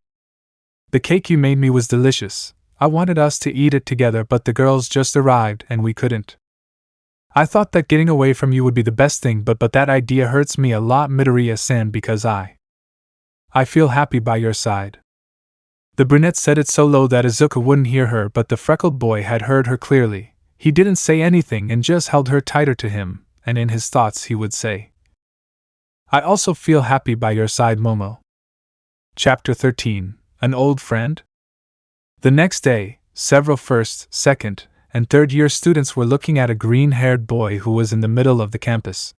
He was wearing black shorts, a pair of black and green tennis shoes, and a black and green long-sleeved shirt. But that wasn't what caught their attention about the freckled boy. The reason for all their attention was due to the look and appearance he had, since Izuku had changed his hairstyle, showing a more serious look that reflected self-confidence. Such a change in look made him look more attractive and mature. Izuku could hear the praise his first-year kohai were telling him. He just looked at them and with a slight smile he greeted them, leaving them in love with such a gesture. The freckled boy stretched his muscles a little before starting to run around the campus. While he was running, he maintained a look full of concentration. With each passing second his speed was increasing in an abysmal way, to the point that the only thing the others could see were the stars of the fragments of his green rays. Director Niza looked at him from the window of his office. Next to him stood All Might, who had a depressed look. "Nizu, I see that young Midoriya's body is reacting quite well." "All Might, you're right though. There's something that's worrying me. It seems that the one for all inside him is reacting in a strange way. Maybe it's because of the sudden change that his body and memory underwent. It's been a month since he woke up and he still doesn't remember anything. Nizu, apparently he's adapting from scratch, thus creating new memories." The best we can do is support him. Toshinori just nodded his head at those words. Meanwhile, we can see how Aizawa was under the shade of a tree and he would say, Midoriya, that's enough. Izuku stopped, giving a slight sigh, saying, What did you think, sensei? Aizawa, you're definitely faster since the last time I saw you. What changed in you these days? You seem more motivated and your dull look seems to be disappearing little by little. Izuku just lightly scratched his cheek, saying, Oh, you think so? Ah, to tell the truth, nothing happened, sensei. He answered, but in his mind the memory of the hug he gave to a certain black girl was present. Aizawa just looked at him, wondering what would happen to that new personality once he recovered those memories. By the way, I guess you're a little bored since your colleagues are currently on internships with their respective agencies. And until you have fully recovered, we cannot give you access to such internships. I hope you understand, Midoriya. Izuku, don't worry, Aizawa-sensei. I completely understand your concern. Elsewhere, our beloved Raven patrolled alongside Ryukyu and Nijire. Nijire could notice a slight smile on her partner's face that radiated happiness. She was somewhat intrigued and asked her the reason for such a smile. Momo, well, it's just that I was remembering something nice that happened to me recently. Nijire, from your reaction I imagine it's because of a boy. Am I wrong? He asked this last thing with his hand resting on his chin. Momo subtly looked away, saying, Maybe. Nijire, it makes me happy to see you like this, Yamamoto. You know, among us I've been smiling like that lately too. Momo, so Nijire-senpai also has a boy like her? Nijire, who knows, but… Did you say the word too? That means you like the guy who makes you smile, right? Momo realized what she had said and tried to correct herself, but it was too late to do so. Ryukyu stopped dead in her tracks as Hawks walked towards them, greeting them politely.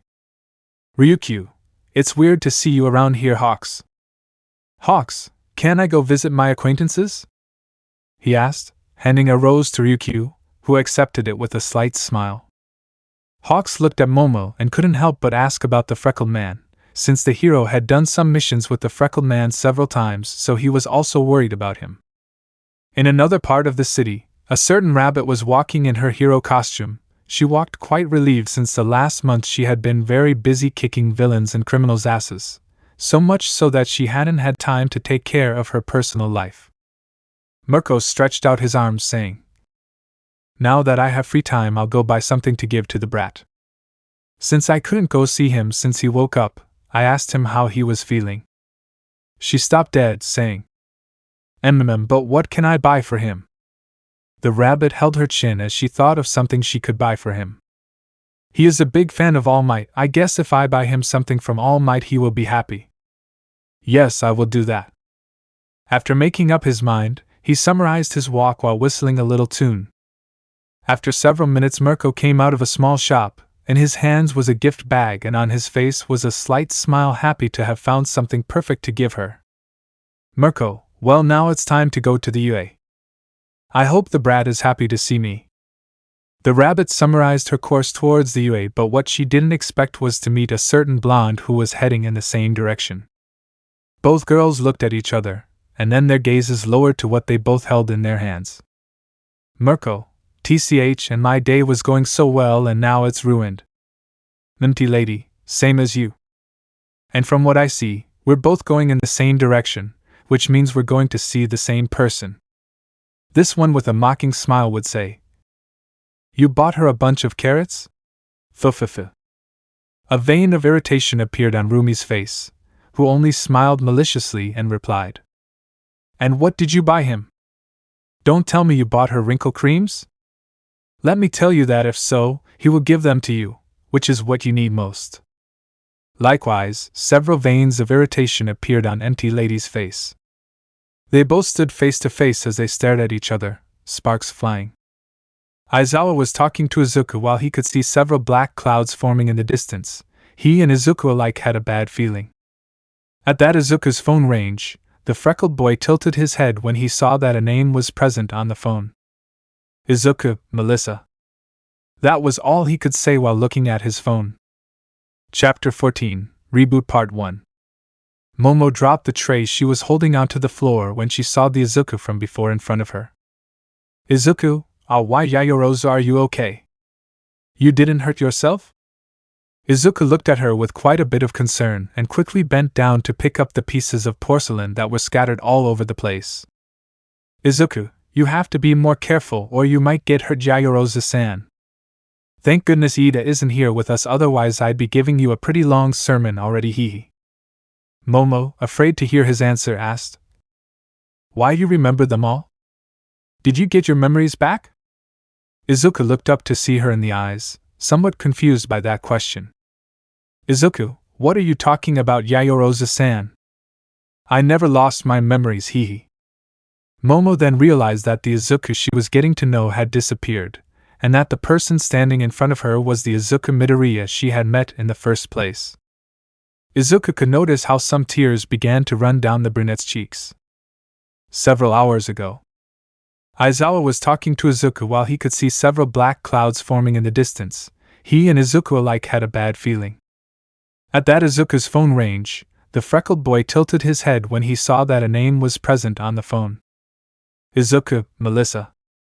That was all he could say while looking at his phone. Aizawa, who is the opponent, Midoriya? Well, it seems to be important. Izuku, oh yeah, I will. He answered the call and a beautiful, sweet voice was heard on the other end of the phone. No matter how hard he tried to recognize the person on the other end of the phone, he couldn't. He sincerely hated those moments when he didn't know anything about himself. Aizawa left him alone so he could talk quietly. Izuku, I'm sorry, but I'm sure you want to talk to the Izuku you know. But I am not that person, at least not right now. Melissa from the other end of the phone just smiled slightly, saying, Hee, I already know that, silly. I'm already aware of the whole situation, and might already told me everything. Although it was a little difficult for me to understand it since I was crying, hee. I'm calling you not to talk to the old Izuku but to talk to the current Izuku. I imagine this must be strange for you, seeing my name on your phone and having no idea who I am. That must be a frustrating feeling. I want to get to know you a little, and if necessary I will earn your friendship again. Of course, only if you let me. Izuku with a slight smile replied. Thank you for understanding me. And I would be happy to start from scratch. Although it may not be as fun, I still would. Melissa, I still want to be your friend. No matter who you are, my decision to be your friend will never change. Izuku, thank you. They spent almost 2 hours talking on the phone, until Izuku had to say goodbye because his phone was running out of charge. Melissa promised him that she would call him again tomorrow and if necessary every day. Izuku put away his phone and looked at the sky to say in a low voice, You had so many people who cared about you, you must have been someone great to achieve that. I wonder if I can do the same as you. The sky was cloudy and a few drops of rain began to fall little by little. Izuku just started jogging as he preferred not to think so much about the things he couldn't change. Meanwhile, at the entrance of the UA, Aizawa was dragging Mirko and Empty Lady with their bandages. He emanated a red aura saying, I won't let them come and bother Midoriya. When they learn to behave, then I'll let them see him. He already has enough problems without having to choose which gift from you is the best. They look like a couple of girls. He left them at the entrance and turned around to return to the academy. 2 hours had passed and our dear freckled boy was taking a bath after having trained a lot. Outside, the rain continued as the water fell down his body. Small fragments in the form of flashes passed through his mind. Deku-kun. He opened his eyes, leaning against the shower wall. Elsewhere we can see how Momo walked with an umbrella in her hands. She was heading towards the UA. She simply couldn't take it anymore and asked Ryukyu for permission to be away for a few hours. Momo wanted to know if her friend was okay. Although she knew she just wanted to see him for a few seconds and listen to him talk, she wanted to see his smile that calmed her so much. In his left hand he carried some sweet things to have tea with him. When he arrived, he found the room empty as everyone else was doing their internships. Momo headed to the kitchen where she met Aizawa, who was drinking a glass of juice, When he saw her, he asked her what she was doing there since she had to be at the Dragon Hero Agency. The brunette explained the situation to her sensei using the excuse that it was her duty as president to make sure her partner was okay. Aizawa looked at her for a few seconds and then said, "I see, if that's your answer I'll believe you. Well, while you're here, I'll take the opportunity to go see the director. Midoriya is in his room. I finished training 30 minutes ago. He's most likely taking a bath." Momo nodded her head and then watched as her sensei walked away from the kitchen. The brunette with a slight smile put some water to have tea with Izuku. She looked for a tray to organize everything, putting the sweet things she had bought. After about 8 minutes she already had the 2 cups of tea ready. Momo took the tray in her hands and began to walk towards the freckled boy's room. Izuku was sitting on the bed in his room holding his head as he had started to hurt ever since those little fragments of memories appeared in his mind. His vision went completely dark as if he had fallen into a deep sleep. Then he opened his eyes upon hearing the voice of the class president. Izuku became a little excited as he didn't remember when he had arrived in his room. Everything was spinning around him. Momo was on the other side of the door, and when she didn't get any response from the freckled boy, she called him by his name again. Izuku walked up to the door and opened it, somewhat confused as it was strange that Momo was talking to him, since she and he had rarely spoken. When I opened the door I found the brunette with a beautiful smile and a tray with 2 cups of tea and sweet things on them. Izuku looked at her confused, saying, "Why Yaoyorozu only? How can I help you?" he asked, a little embarrassed. Momo, seeing him, could see the way the previous Izuku acted and more because of the way he had called her. Momo dropped the tray she was holding onto the floor when she saw the Izuku from before in front of her. "Izuku, why Yaoyorozu, are you okay? You didn't hurt yourself?" Izuku looked at her with quite a bit of concern and quickly bent down to pick up the pieces of porcelain that were scattered all over the place. "Izuku, you have to be more careful or you might get hurt, Yaoyorozu-san. Thank goodness Ida isn't here with us, otherwise I'd be giving you a pretty long sermon already, hee." Momo, afraid to hear his answer, asked, "Why, you remember them all? Did you get your memories back?" Izuku looked up to see her in the eyes, somewhat confused by that question. "Izuku, what are you talking about, Yaoyorozu-san? I never lost my memories, hee." Momo then realized that the Izuku she was getting to know had disappeared, and that the person standing in front of her was the Izuku Midoriya she had met in the first place. Izuku could notice how some tears began to run down the brunette's cheeks. Part 15, Reboot Part 2. The brunette watched as Izuku hugged Uraraka tightly, who was crying with emotion. The rest of her classmates were happy that Izuku had returned to being the Izuku of before. Jairu could notice how Momo had a sad look. Clearly the sign that she had been crying was evident. Jairu approached her saying, "Hey girl, everything will be okay. I thought you'd be a little happier knowing that Midoriya had fully recovered." Momo just looked at her friend without being able to answer her. She simply left the living room as she needed to get some fresh air. Izuku could notice how the brunette left the place. He couldn't understand since just half an hour ago she was crying and then she went with Aizawa, who called all his friends to tell them the news. Immediately everyone asked their respective heroes for permission to go see their friend. Izuku was about to approach Jairu, but then he felt a hand intertwine with his. He looked to his side, looking at Uraraka, who rested her head on his shoulder, saying, "You don't know how much I miss you, Deku-kun." Izuku just blushed at the brown-haired girl's action. He didn't understand the fact that I missed him. Jairu looked at the couple and noticed how Uraraka held his hand affectionately. In her thoughts she would say, "Oh, don't tell me you were starting to have feelings for Midoriya Yomomo." At that everyone saw how All Might suddenly opened the door, drawing everyone's attention. They turned to look at him. All Might was breathing heavily. Izuku looked at him with a drop of sweat, saying, "All Might, why are you so agitated?" All Might heard him recognize him like before. The blonde's eyes filled with tears so much that he approached his successor and gave him a big hug while saying, "I'm glad you got your shonen memories back." Izuku slightly opened his eyes at those words as he remembered that Momo had said similar words. The freckled boy separated from his mentor's embrace, saying, "You know Yaoyorozu-san said something similar?" But I don't understand why he said I lost my memories. Izuku could see his classmates looking at each other. Uraraka, Deku-kun, you will see. All Might took him by the shoulders saying, You better sit down, Shonen. The freckled man could see his mentor's serious but peaceful look. After about 12 minutes the others had told him everything that had happened and how long he had been in a coma. Izuku looked at his hands trying to assimilate everything his friends had told him. Kirishima with a slight smile said, You even called Bakugo Mineta and we almost couldn't stop him that day, hee. But we're glad you're okay now, bro. Agakure, it was fun and cute how Yamamoto was watching over you. In that short time they were both together. You didn't want to be with anyone else but her.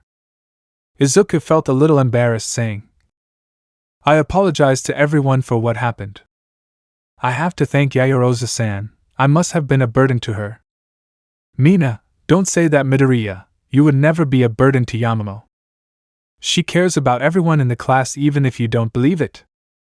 Uraraka taking her hand would say, But the good thing is that you're fine now, Deku-kun. Everyone noticed how she took him by the hand. Mina, are you too? Uraraka blushed a little and nodded her head saying, We became a couple that day when everything happened. Izuku was a little embarrassed as he didn't want the class to find out about their relationship like that. Jiraiya looked at Izuku and without a doubt the personality that his other version showed was totally different. All Might, the important thing is that you are now fully recovered, Shonen. Izuku, if you suppose, he answered, scratching the back of his head. Meanwhile Momo was walking around the UA area trying to calm her emotions. The brunette's eyes were crystallized, she wanted to cry without anyone seeing her. Momo, I should be happy for him, right? After all, he already recovered his memory. She could no longer contain her tears, which began to fall down her cheeks, when a voice behind her took her by surprise. Aizawa, what are you doing walking around here alone, Yaoyorozu? Momo quickly wiped away her tears and turned around, meeting her sensei. Momo, sensei, will I?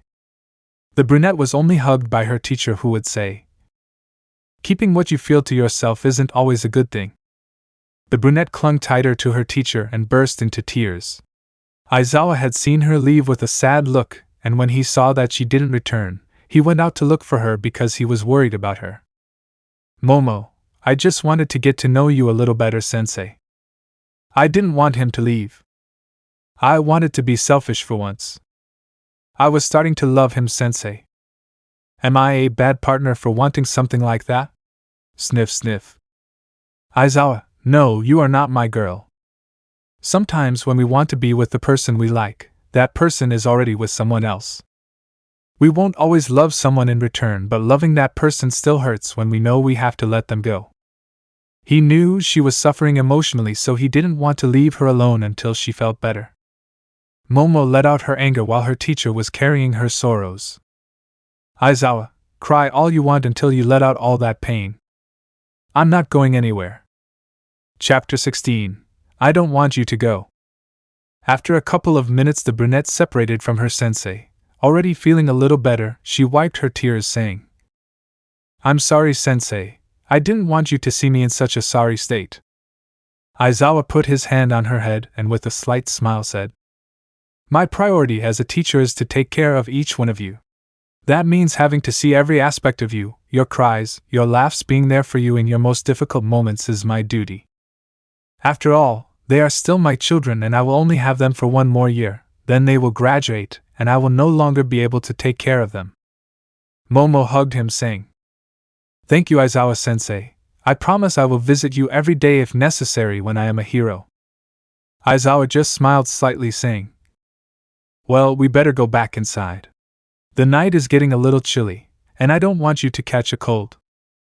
Even though the rain has stopped, it doesn't mean it can't continue raining later. Momo nodded her head to start walking back accompanied by her teacher. Upon entering they found a somewhat comical scene as Ida and Shoto were having a break-dance battle. Izuku watched all this with a drop of sweat, the others were around the two boys cheering them on. Aizawa just watched the scene and sighed resignedly. The freckled boy looked at Momo, and their eyes met for a few brief seconds, but the brunette looked away to head towards her room. Uraraka looked at her boyfriend, who was looking in the direction Momo had gone. Uraraka, what's the meaning of the word? Izuku, oh no, it's just that I feel a little exhausted, that's all. Uraraka, you better go get some rest. Come, I'll walk you to your room, he would say, giving her a kiss on the cheek. The freckled boy blushed slightly. The couple went up the elevator to the bedrooms. Both were in front of the door to the freckled boy's room. Izuku opened his door, and they both entered. The brown-haired girl entered with him, having a nostalgic look since it had been a long time since she had entered the freckled boy's room. Uraraka sat on the bed saying, Your bed is very comfortable. If I lay down on it, I'm sure I could fall asleep in seconds. Izuku looked at the brown-haired girl with a slight smile and couldn't help but be a little nervous since he was alone with her in the room. Uraraka, come sit next to me, Deku-kun. Izuku sat next to her. Both of them were a little nervous at the moment.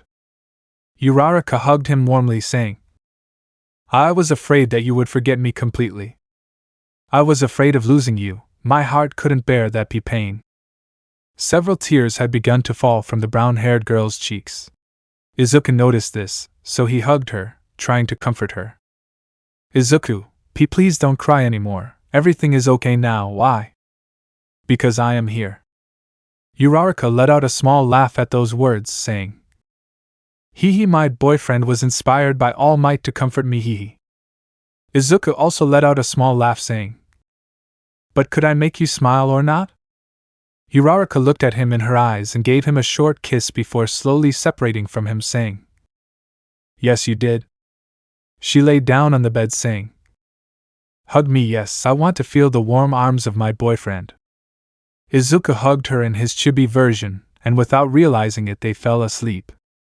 The next day Izuku woke up, but he no longer saw the brown-haired girl. He checked her phone, finding some messages from her saying that she had returned to do her internship at the agency he had chosen. Izuku read all the messages and just smiled slightly. He went to the bathroom to wash his face and teeth. Upon leaving the bathroom, he changed his clothes and went to the living room where he could see how it was drizzling outside. Izuku, wow, it seems like he's going to be like this all day. At that, he could hear how the elevator doors opened, revealing a beautiful ebony girl coming out wearing her hero costume, on top of which she was wearing a black sweatshirt. Momo and Izuku looked at each other for a few brief seconds. Izuku, be good morning, Yaoyorozu-san. Momo respectfully replied. Good morning, Midoriya-san. A silence formed between the two. Momo just took out an umbrella from her backpack and headed to the door to leave since she had to return to the Ryukyu agency. She opened the door, and when she was about to leave, the freckled man's voice stopped her. Izuku, Yaoyorozu-san. Momo turned to look at him. The freckled man walked up to her to make a slight bow, saying, I'm sorry I've been a burden to you these days. I'm very sorry I must have caused you so many problems. Momo just let out a small laugh as he was being too formal with her. The freckled boy looked up when he heard her laugh and could see that she had a beautiful smile. Momo, I'm sorry, this is very typical of you, Midoriya-san. I think you caught Ida-san's infection. Don't worry, you didn't cause me any trouble. In fact, I felt very special taking care of you. I had a lot of fun being with you in that short amount of time. I won't lie to you, but I'm going to miss those little moments. But there's nothing I can do. I'm sure Uraraka-san will take good care of you. It's obvious that you both love each other very much. I wish you both the best. Izuku, upon hearing those words, didn't know why, but he could feel his chest tighten and a lump form in his throat. Momo showed him a slight smile, saying, Well, I'll be leaving. I have to go back to Ryukyu-san. Have a nice day, Midoriya-san. The brunette turned around to leave but felt something holding her hand. Momo turned to look at Izuku, and as she did so she could see some tears falling from her cheeks. Izuku, I don't want you to go, Momo. Momo opened her eyes slightly upon hearing those words. Izuku reacted and let go of her, saying, Yaoyorozu-san, I'm so sorry. I don't know what happened to me. My body moved on its own. Huh? Why am I crying?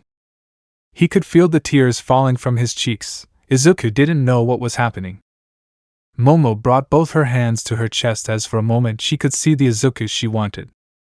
Chapter 17. Stay with me, please. The brunette without thinking approached him and hugged him so lovingly. Izuku only slightly opened his eyes since for him it was the first time that Yaoyorozu hugged him. Momo without letting go would say, "I don't want to leave your side either, Izuku." Izuku could feel his emotions shake in his chest, his arms slowly moving up the brunette's back culminating in a warm hug.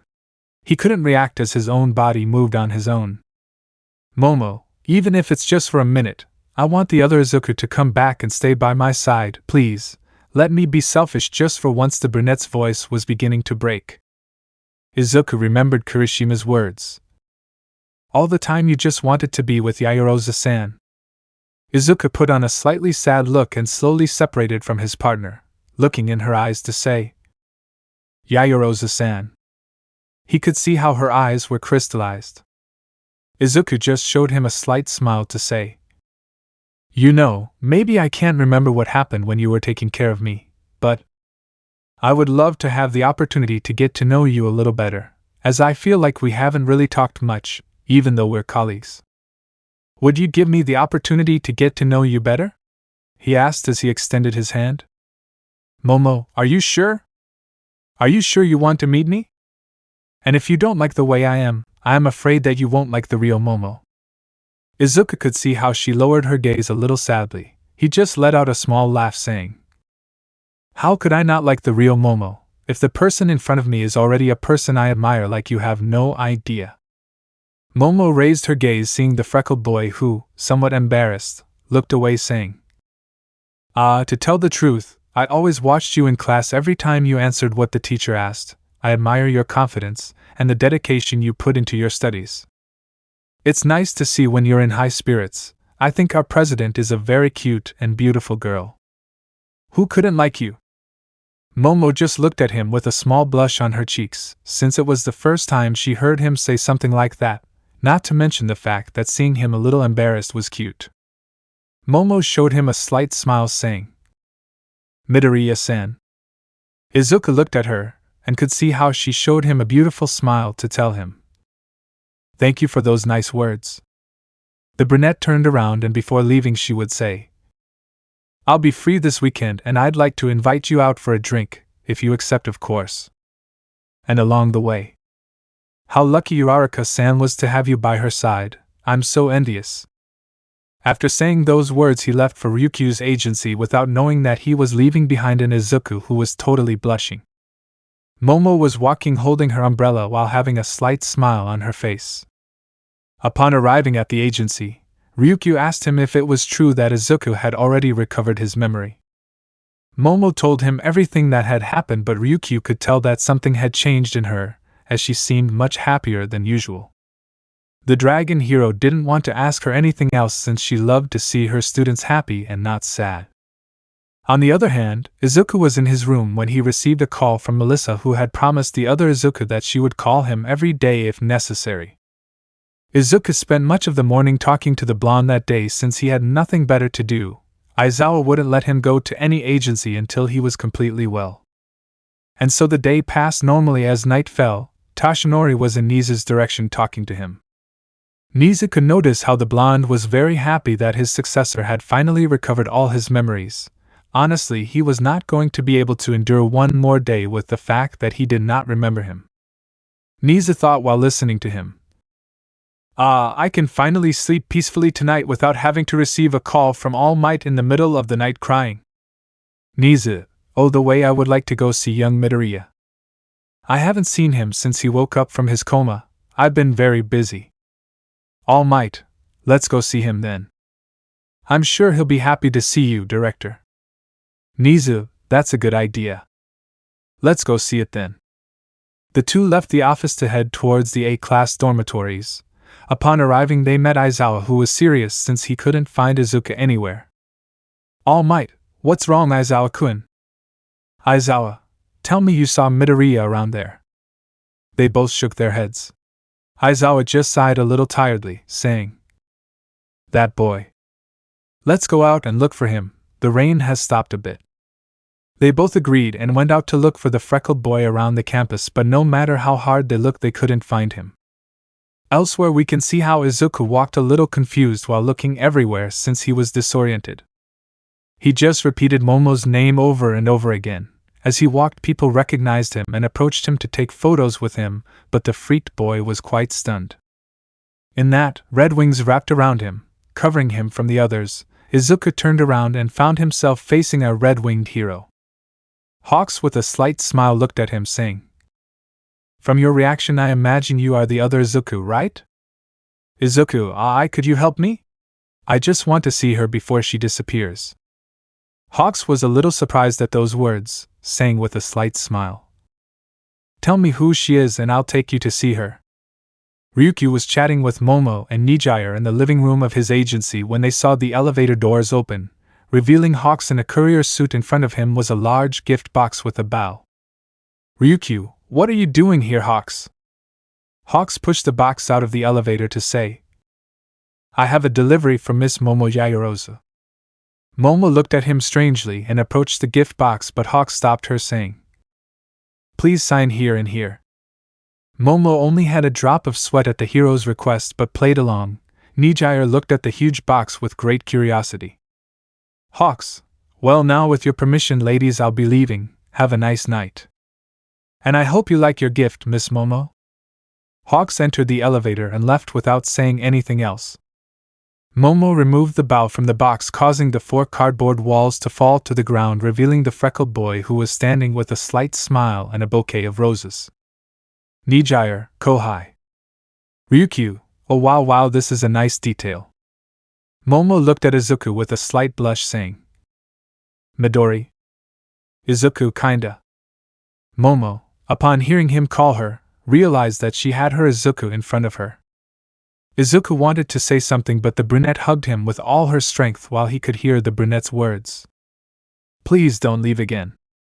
Stay with me, please." Chapter 18. Please don't forget me. End Part 1. Nijire was surprised to see how Momo without hesitation threw herself into the freckled boy's arms. "Ryukyu, era.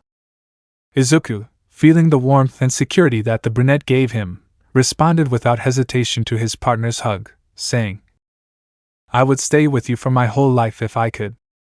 Nijire looked at Ryukyu and quietly asked, "Is it just me, or did they both just declare their love with those words?"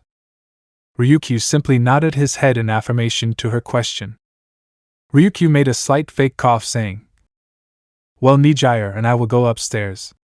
I just remembered that I haven't finished filling out some papers. So we'll leave you two alone so you can talk comfortably," he said as he pushed Nijire into the elevator. Nijire in her chibi version would say, "Hey, but I remember that we filled out all the papers."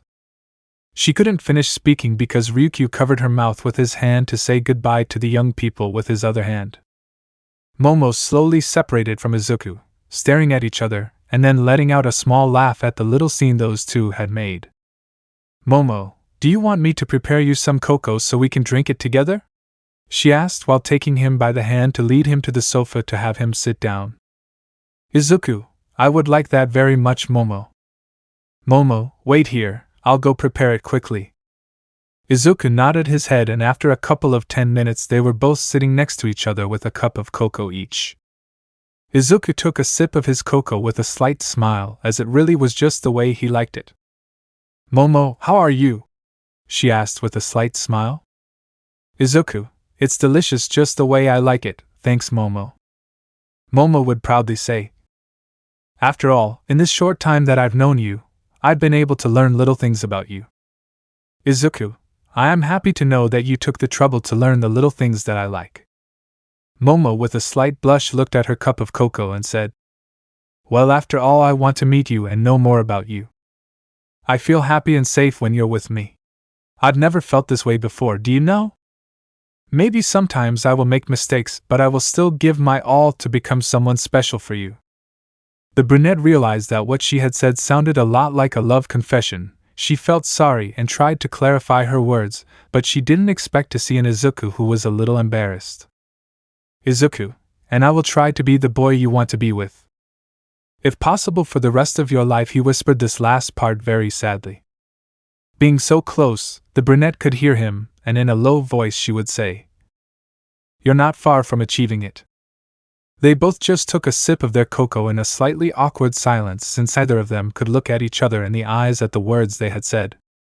Without them realizing it, Ryukyu and Nijire were secretly watching the scene.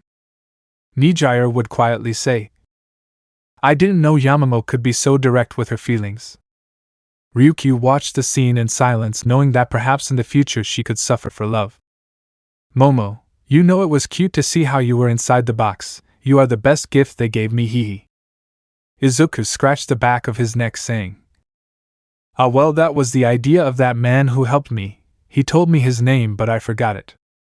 It's crazy, isn't it, to be one body and be afraid of disappearing.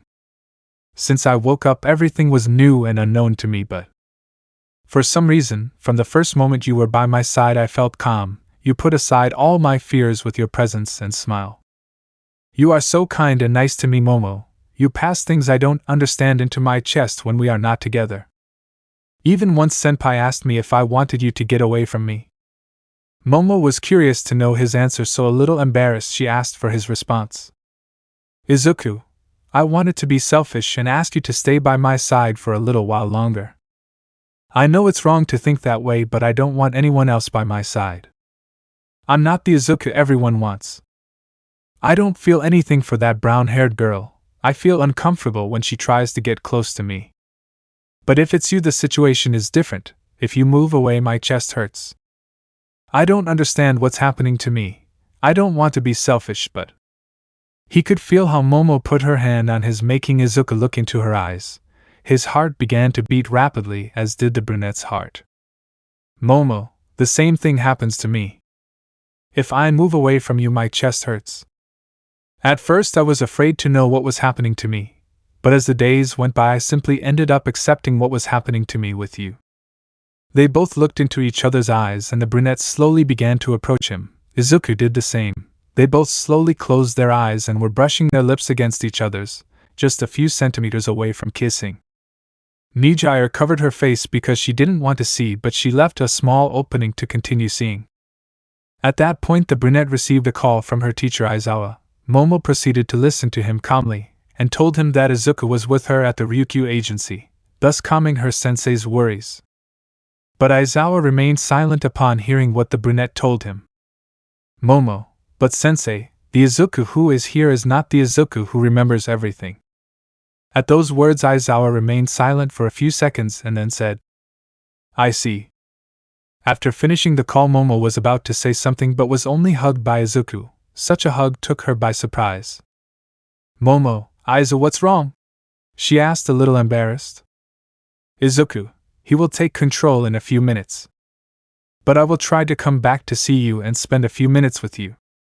I am aware that I can disappear forever and never see you again. That is why I'm scared, because I don't want to forget you.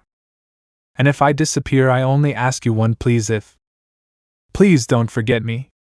Let me know in the comments below if you guys want the next part. Also check out my other video that has been shown and left. Thank you for watching. If you enjoyed this video, please like and share this video. And have a fantastic day. Bye.